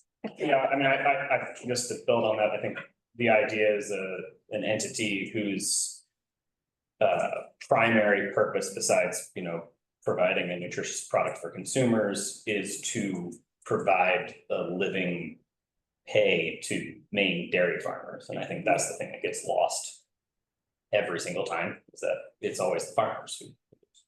So, Got it, okay, this is all super helpful. because you're like, yeah, great, like, let's say, there's a Chobani plant or, something along those lines. Well, it doesn't do the dairy community in service unless they're going to actually pay better, it's farms are just gonna keep going out of business. So I think that's like what we're driven. And they're not beholden to shareholders Right.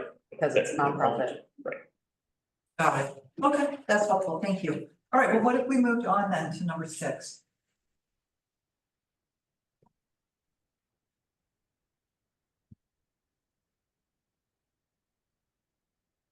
I don't wanna take 6 and 7 together, they're both studies, but they're obviously for different purposes.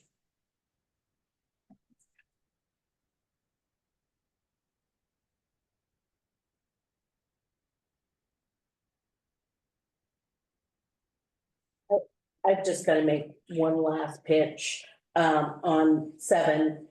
For us to even consider continuing the cost of production studies, the Milk Commission is gonna need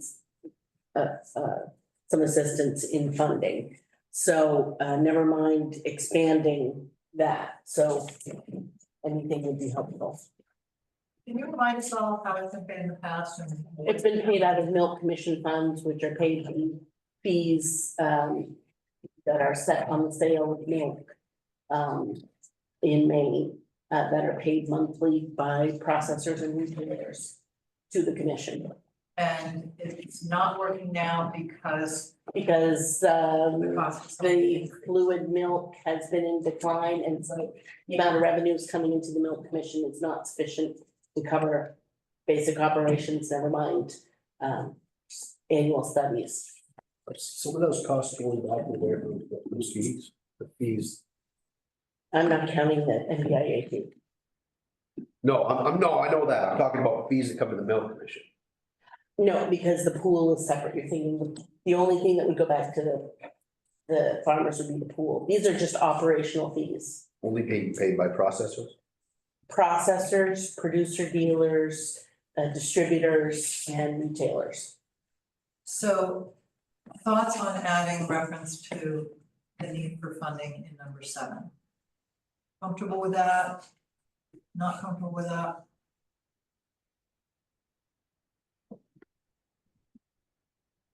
Definitely need the fees. We need the Milk Commission. I think it's important we have the Milk Commission, so is that clear?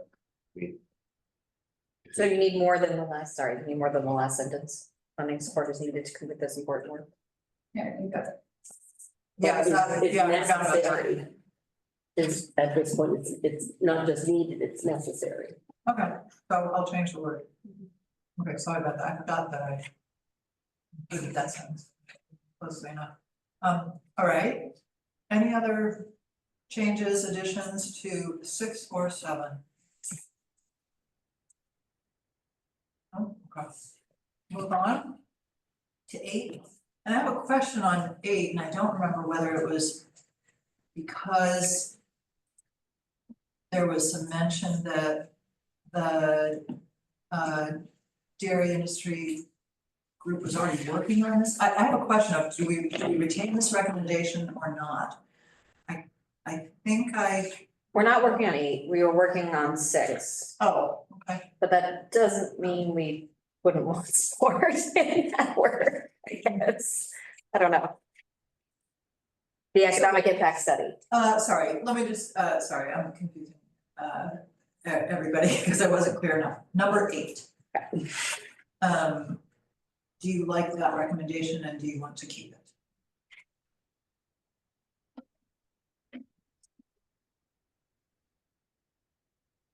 Is it? Maybe you should address, I mean, is this more of a half a dozen producer thing, or is? Or would the, you know, this would pertain to you and a few other producers, or would it be more of a broad thing? I mean, I think it pertains to on-farm processors. And, you know, whether this issue is addressed by the other things we're recommending in terms of technical support, increasing technical support to processors as well as producers. You know, that might address it. I mean, I don't, yeah. I don't see the federal government's rules around interstate milk sales changing in a way that, you know, makes it so suddenly I can sell my yogurt to Boston without having certain equipment and things like that, you know? So. Yeah, so this is sounding, and I'll take you next, Julie Marie. Sounding more like individual on-farm dairy processors need the technical support to understand how to deal with this issue, not that there needs to be a movement to alter federal regulations, because it's not gonna happen. reading that right? Yeah, and just to put it in context, you're probably, when you add in the cheese makers and the makers of all the variety of dairy products of not just cattle, but goats, beef and everything, we got upwards of 200 now. And it is a growing sector.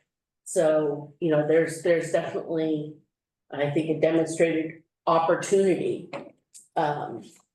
for the folks that are in that industry, and I think there's definitely a need for this level of assistance to make that next big leap. Oh. Okay, so I think you're arguing keep the recommendation. I would say also, if it does nothing else, then just like that reminder to maybe the department. I'd say keep it in. Okay. But Steve, how do you fit? Don't you guys ship cheese across state lines? We do, and it's somewhat of an opaque process. But I've said before, I think we do everything we're supposed to do, but there's not a clear set of answers on that, right? I think this could potentially dovetail with another pet project of mine, which is just trying to build market share identity for Maine's specialty dairy products in the region or outside of the state, growing Maine cheeses as a commodity that are known throughout the region.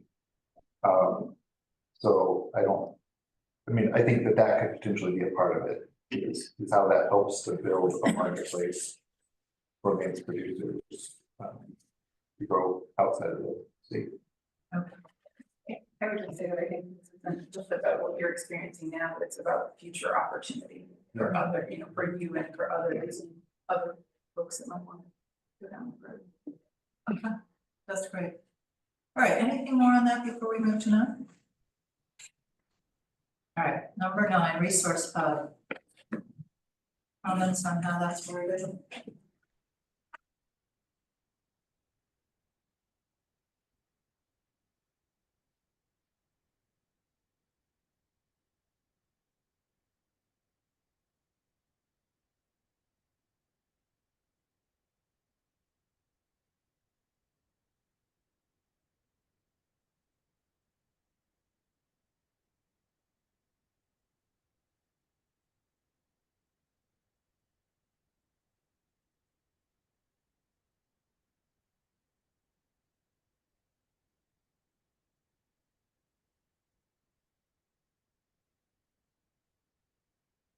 All right.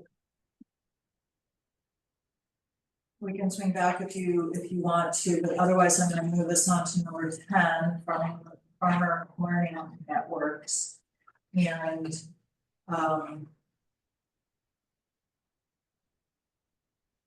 I think there was comment at the last meeting where some of you identified MDIA as, a logical entity to spearhead this, but it would require some resources to be able to, provide coordination.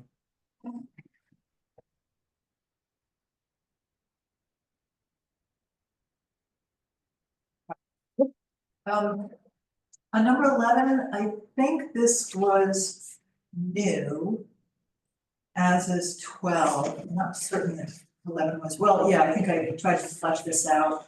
I'm not sure that this has enough meat on the bones, the way I've written it. I was not quite sure what else to add here, because, this could be a substantial amount of money. And it wasn't clear that we really had a pathway for funding it currently. And that the bond seemed like if a bond were approved, that that money could easily be used for other recommendations other than this one. But I recognize this is a need, so I just, yeah. Bill. at you for a while. Anyway, to me, a bond is something that has to be repaid. So if we're doing something like transfers, where we're dealing with a revenue source to pay back the bond, that makes a lot of sense to me. And so 11 totally fits within that category. So a bond that would support the transfers or any loan programs, to me, makes a lot of sense.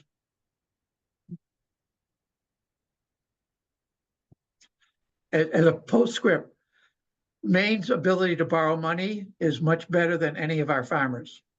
The interest rate that Maine pays is considerably less.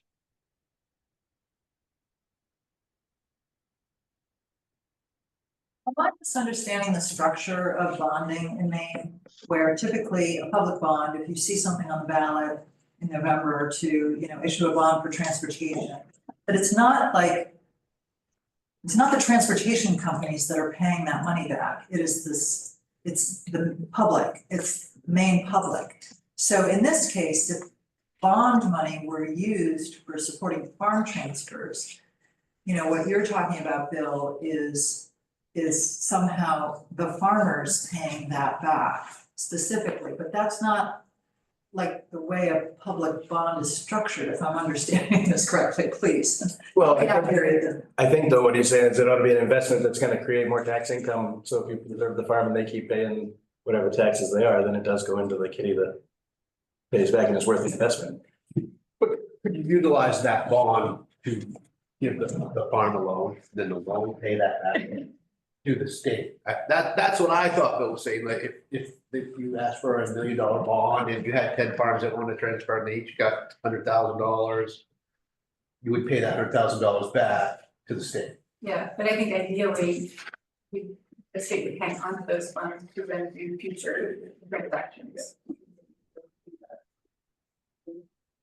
Yeah. Anyway, So that's a revolving loan fund. yeah, revolving. Mariam and I think an easy first step for this one is that programs should value.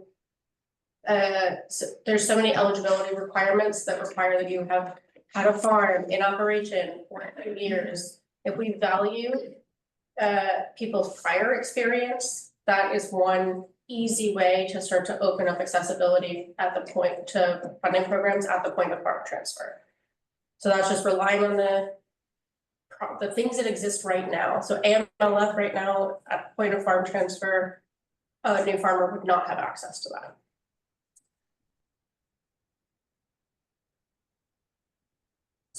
so you're sort of looking at it from the opposite standpoint of look at the programs that are impeding the ability of young farmers or new farmers to take on a new operation and modify those programs.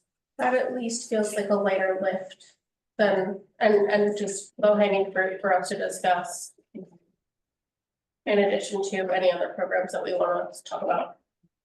The way to lump this with what we were talking about earlier with the existing like DIF and then like suggest and the bond thing. It's just like we could create this dairy bond to fund all these different ideas. Because this is something that is really needed but yeah, I mean, requires a lot more. Or at least requires some sort of financial piece to it. So Bill and then Mariam. A quick question, and this is really directed to the commissioner. Does the department have the ability to define like the agricultural loan fund or the dairy investment fund or whatnot? Can you define the terms of that directly? I mean, through rulemaking, we can change parameters around those funds. Okay, so you can address basically my concerns as well as everybody else's, that eventually, if there were money available, that it could be structured so that we address things just like everybody's been saying, the restrictions on lending right now are such that you preclude many people that you want to get into the program from being able to get funding. So that would impact AMLF and DIF? Miriam, are you finding? The 2-year eligibility requirement is in the legislation, not in rulemaking. So that actually would require legislative action. For AMLF? For AMLF, for DIF, the requirement is that you be a commercial dairy, the lot more flexible. And so you have to have animals and be selling a product. That's it, like, it's just a much more flexible program than AMLF. In terms of eligibility. So, I could certainly add language to recommendation 11 that references AMLF, reevaluating the eligibility criteria. If the other comment I wanted to make is if we go the route of bringing these financial recommendations into, like, lumping them in with the other financial recommendations, and there is also opportunity to move the technical assistance recommendations, so we could put it up that way. Yeah, any other particular opinions on whether we keep this as a standalone recommendation? We somehow pull it into the technical service rec, which I think was 4. Or we have it as kind of an example within the bond recommendation, which is 13. And I'm hearing it from many of you. The only reason I put the bond last is I thought that it doesn't work well. I agree. You want it to be higher up, but I feel like only until everybody reads what all is needed do you understand why we're asking for money. So I couldn't quite decide what the best way was to package that, but that's why it's number 30. Anyway, back to the original question, keep it as a standalone recommendation. Or think about moving it into one of those other 2.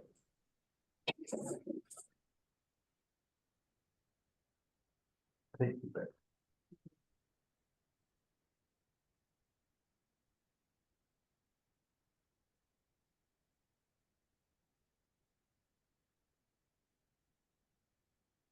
All right.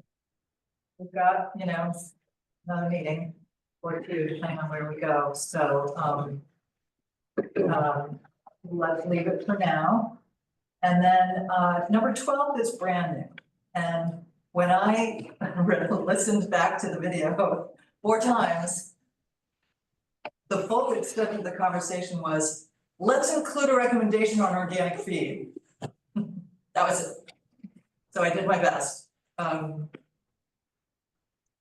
Thoughts on this one? Yeah. I think, I mean, it is a legitimate source of difficulty, and we are talking about a third of the farms. I would broaden it a little bit to say, we need to be mindful of doing something to support access to all types of feed, because we do have our remaining feed companies, I think, are under, they've been going through some changes, but, and then highlight organic as being of specific concern. I don't know how people feel about that, but it's an aspect that might make this broad recommendation more applicable. If it's, if you put it under the umbrella of feed, but then you draw a Right. specific concern. So reactions to that, number 1, and then number 2, the solutions that are in here are fairly slim, and it's simply supporting other sourcing of organic grain or coming up with creative storage and bulk buying options. Are there other solutions that you see should be referenced as possible? Yeah, as possible solutions.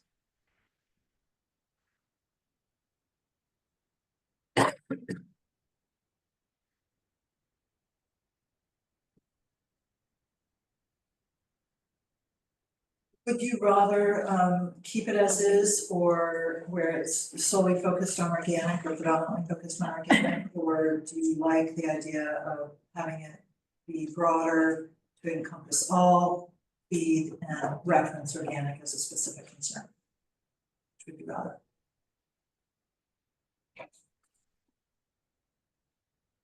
The initial thought would be to focus on organic, but when you look at what's going on in the conventional markets and conventional feed mills, I mean, we're getting less and less and less options. So, I mean, conventional there is probably in the same position in 5 years, so I mean, it needs to maybe specify organic, but address.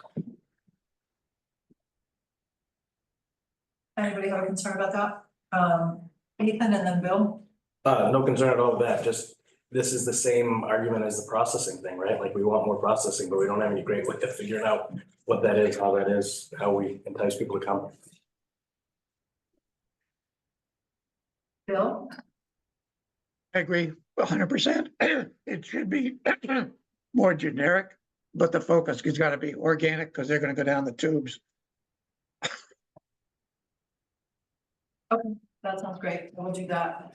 Then the last one is the bond, obviously. So I've left it blank for the size of the bond. I think we know the great extent of the need. I think we also have history to look at in terms of what's the most common sized bond that is actually passed in the state, and when is it, you know, depending on what the issue is. You know, I think I was just gonna say, from years of sitting in the room when bonds were debated, it's probably better to aim a little high, knowing that the bond is not likely to go out by itself, but as part of the package. And it's almost guaranteed to be cut down when it's put in that package, so. Was there anyone who had an idea that they went with this, they thought would, you know, both pass the straight face test and also significantly impact the recommendations?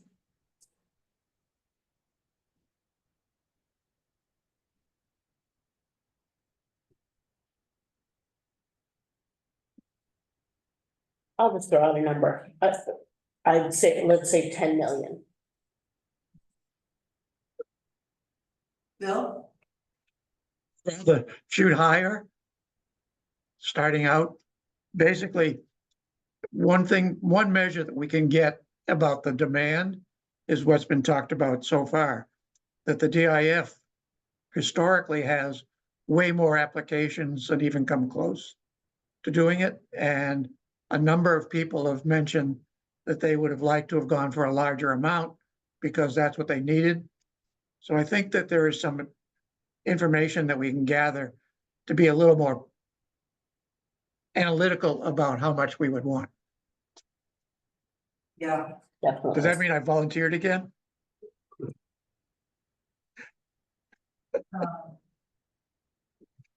One pool of data that we have was from the Agriculture Infrastructure Investment Program.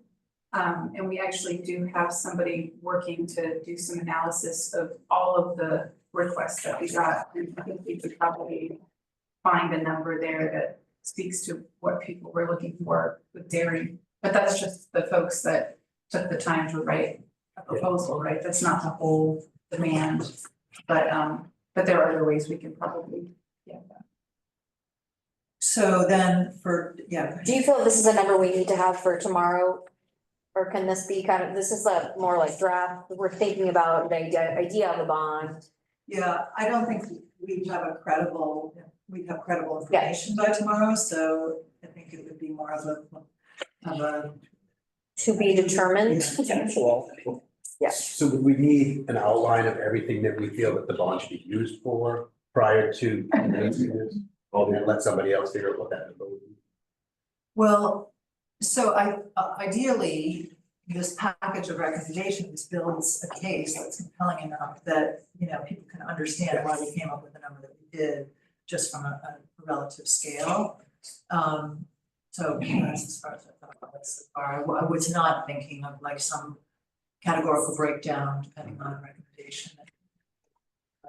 Yeah, I mean, I think for what goes out tomorrow, for just public feedback, we don't have to be specific, but this was one of the areas where I was thinking that maybe a subcommittee, subgroup that could dive into this, because this is the opportunity for this group to make some recommendations to the legislature about what you'd like to see.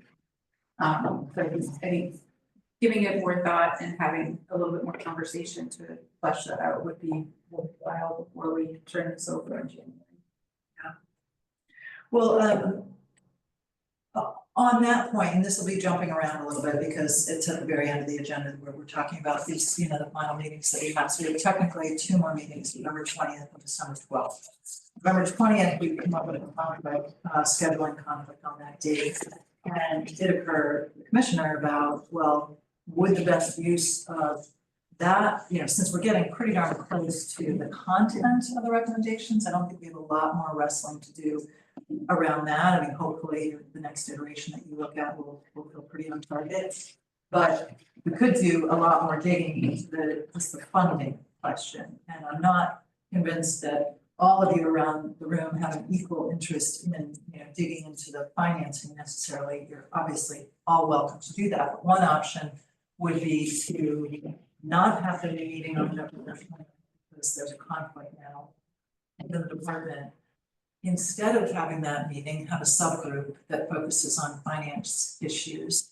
Have anyone here who would like to participate in that, do that, but then we also potentially pull in some other more finance experts that are not in this room.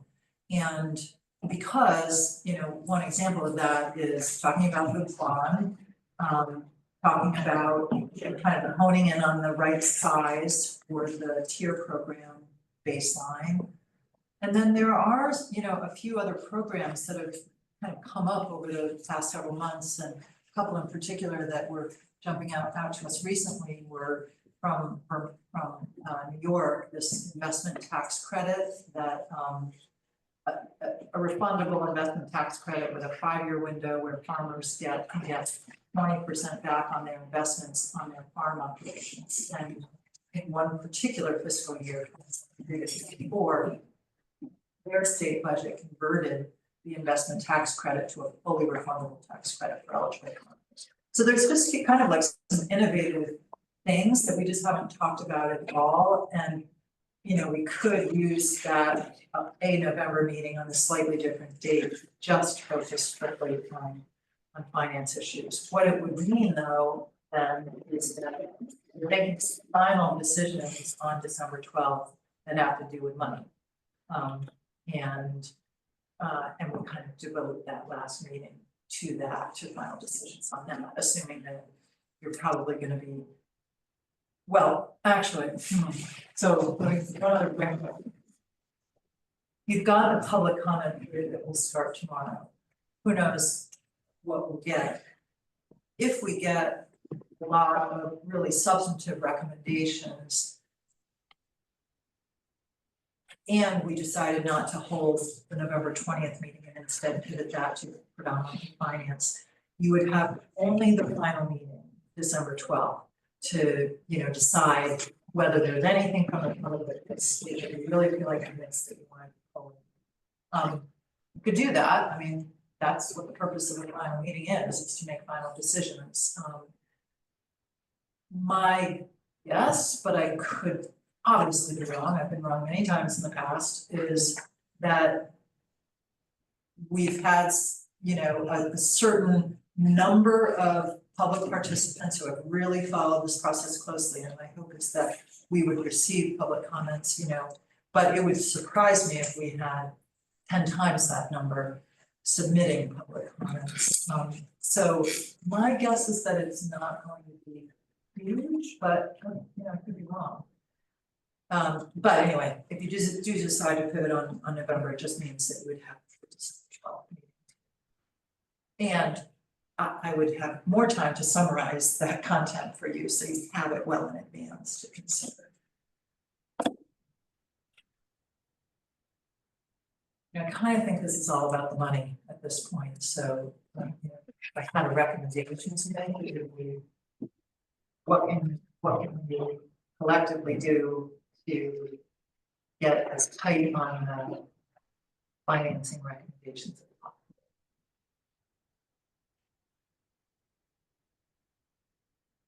If you're okay with that, then maybe I should just check on a, you know, show of hands of who within the room has enough interest in that topic that you'd want to be part of a meeting in late November that wasn't on the 20th. And we're probably early next week. I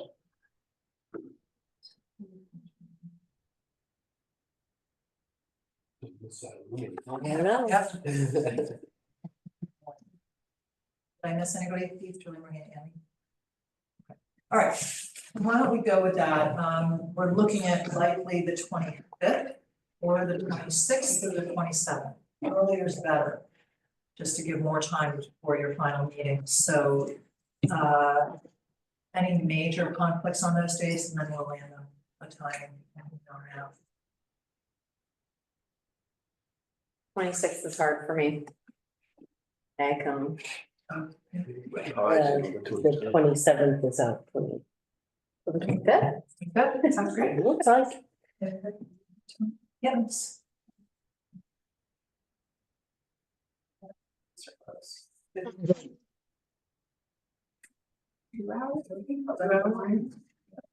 And so the 20th is canceled. 20th would then be canceled. I would send out a summary of the comments, so you have that, and I would send out a revision of the recommendations. I'll come up with some way that if you see some glaring problems, obviously we'll more of that sooner than later, so figure that out. But 25th, 11th, Would it be easier, it's a small enough group that we could do it by Zoom, or do we want to do it in person? I don't care. I don't know. I just be the first, but I don't- Either way, okay, I'm fine with it. let's, okay, well, let's just reserve 11:01. Likely Zoom, but if, but we'll figure that out offline.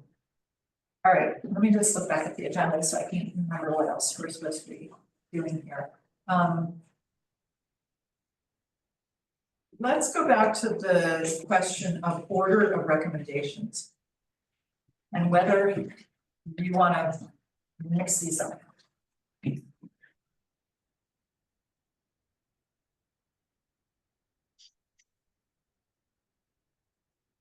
I think your point about the dairy bond not really making a lot of sense until you've read through all of the recommendations makes a lot of sense. So I'm hesitant to say that these are put in any sort of priority position other than the tier program. Which I think as long as we include that in our narrative introduction, then that's evident. So just do one and then one And then- A. Yeah. As long as I didn't see. Yeah.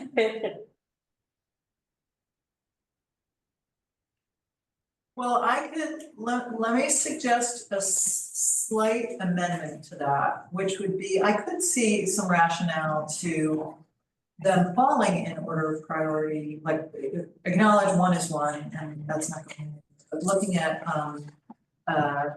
4 through 12, I think it could be good to have that potentially in some order of priority, recognizing that 13 is going to remain the bond. How do you take this? Instead of potentially ordering it specifically in order of priority, would it be helpful to group it in priorities? You said. Yeah. Tier is high priority, what's medium priority? Mhm.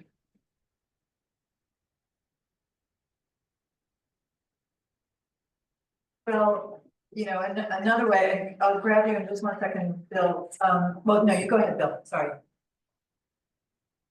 Very simply, I would like to see, obviously, the tier program and the bond be the two starting things. Otherwise, I'm fine. Both of those two involve real money. And if we can get those top of the line, maybe we can probably start figuring out some of the other stuff, but Those are my two preferences to go. Otherwise, I have no preference. So show of hands of if you'd like to see the bond come right after 1, 2, 3, because 1, 2, 3 are sort of a package. I don't think you can really separate them out. That you, show of hands if you'd like to see bond be number 4.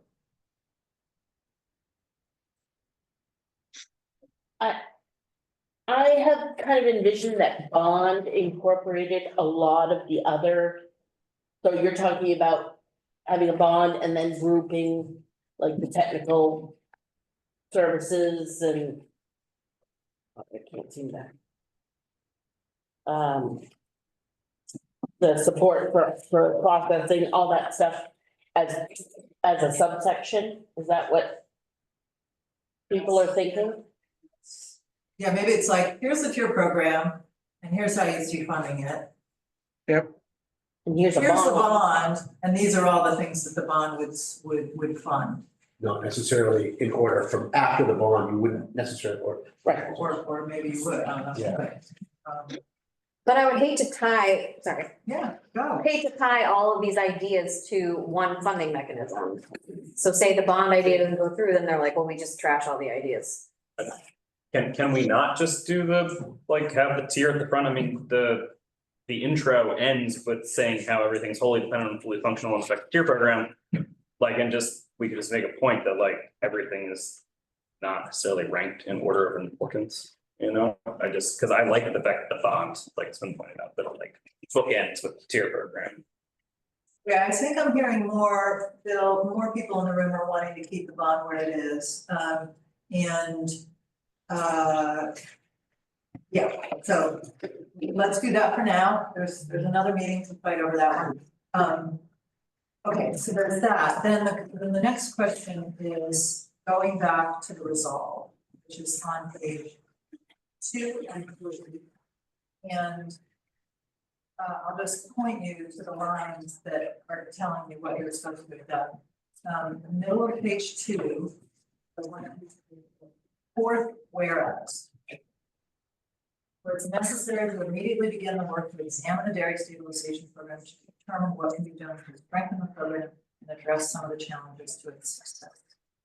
And then specifically on page 3, section 5, items 1, 2, and 3 are the rest of the chart.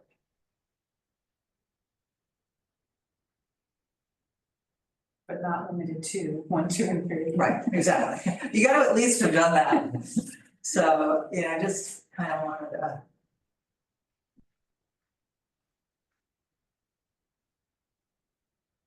Do we feel like we? Do you feel like you did it? You've done it. I mean, obviously not finished, but is there anything that's jumping out to you as a glaring, oh, wow, we really didn't cover this?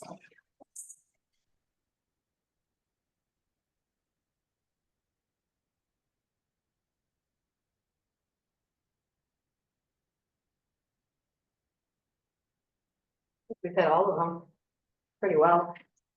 I mean, granted, a lot of it has just been acknowledging some of the challenges within each piece, but that's half the battle sometimes. Yeah, okay. All right. I then- just feel like number 1 was the biggest lift, right? Like, I don't know what. I feel like. Wish we thought of something awesome. But I don't think there is, Yeah. but. But we did, you know, one of our recommendations is to make it easier for getting, like, bringing your dairy products across lines, scaling, like, there's been a lot of discussion about some of the, you know, prohibiting factors that not allow people to scale up. So I think that's in part, we're not talking about, like, how do we build a giant plant and save everybody? Yeah. But we are talking about how do we maybe make it easier for people to scale up. Okay. Then, if you could turn then to page 14. And this is simply the layout that would form the final report. And, you know, in an executive summary, you never want to see something that feels new, you know, so an executive summary is just gonna be a concise restatement predominantly of recommendations. I did think it was valuable to give a little bit of, you know, a 1 or 2 sentences of what you covered at each of the meetings, because each one was kind of substantively different, reviewing out-of-state programs and in-state programs and so on, so I do that. I think it's important to point out the subgroup content, topic areas, and then as appendices, include some of the initial research that was done, both on legislative history and then dairy task force history. And the analysis that I think Miriam did on, no, I'm sorry, it might have been Brittany. On existing and regional dairy programs. So other than that, if you feel like there's something, you know, obviously missing, just let me know, I can add that in, but I'm not envisioning the need for a group editing process for the report, because essentially there won't be anything controversial in the rest of the report. It'll just be a restatement of what the deal is. When would the report be, sometime in January, February, addressed to those? We have to submit it by January 6th. So if we move down to page 15,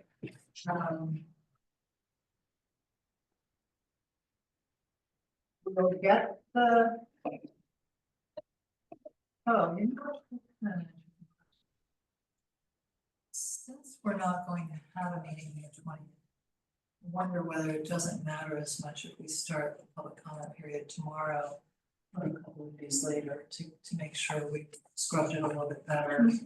And because we have more time to get to a draft. So maybe we'll do that, because we're not going to push it far, but the next 24 hours could be helpful. All right, so then November 5th probably becomes something like November 6th or 7th on here. There will not be sending out of the packet on the 11th. We'll have the comment period due 2 weeks after whenever we send it out, 21st. There won't be a task force meeting on the 20th. We'll have a meeting on the 25th that's focused on funding for a subgroup and potentially some other individuals.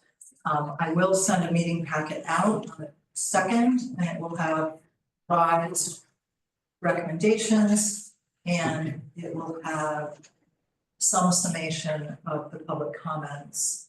I'm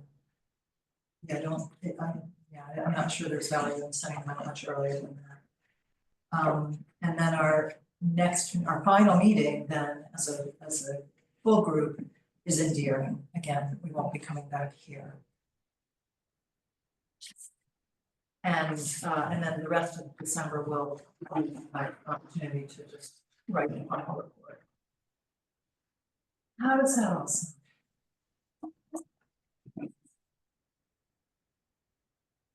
All right. Yeah.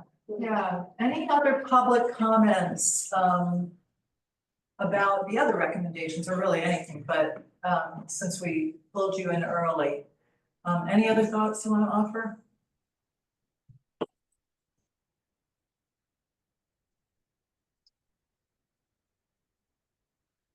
All right. Well, thank you all. Thanks for everyone online for sticking with us. I know that's hard. Thank you, Bill, for all of your work with Julie Marie. Very complicated stuff to try to figure out, so really appreciate that. Have a good afternoon.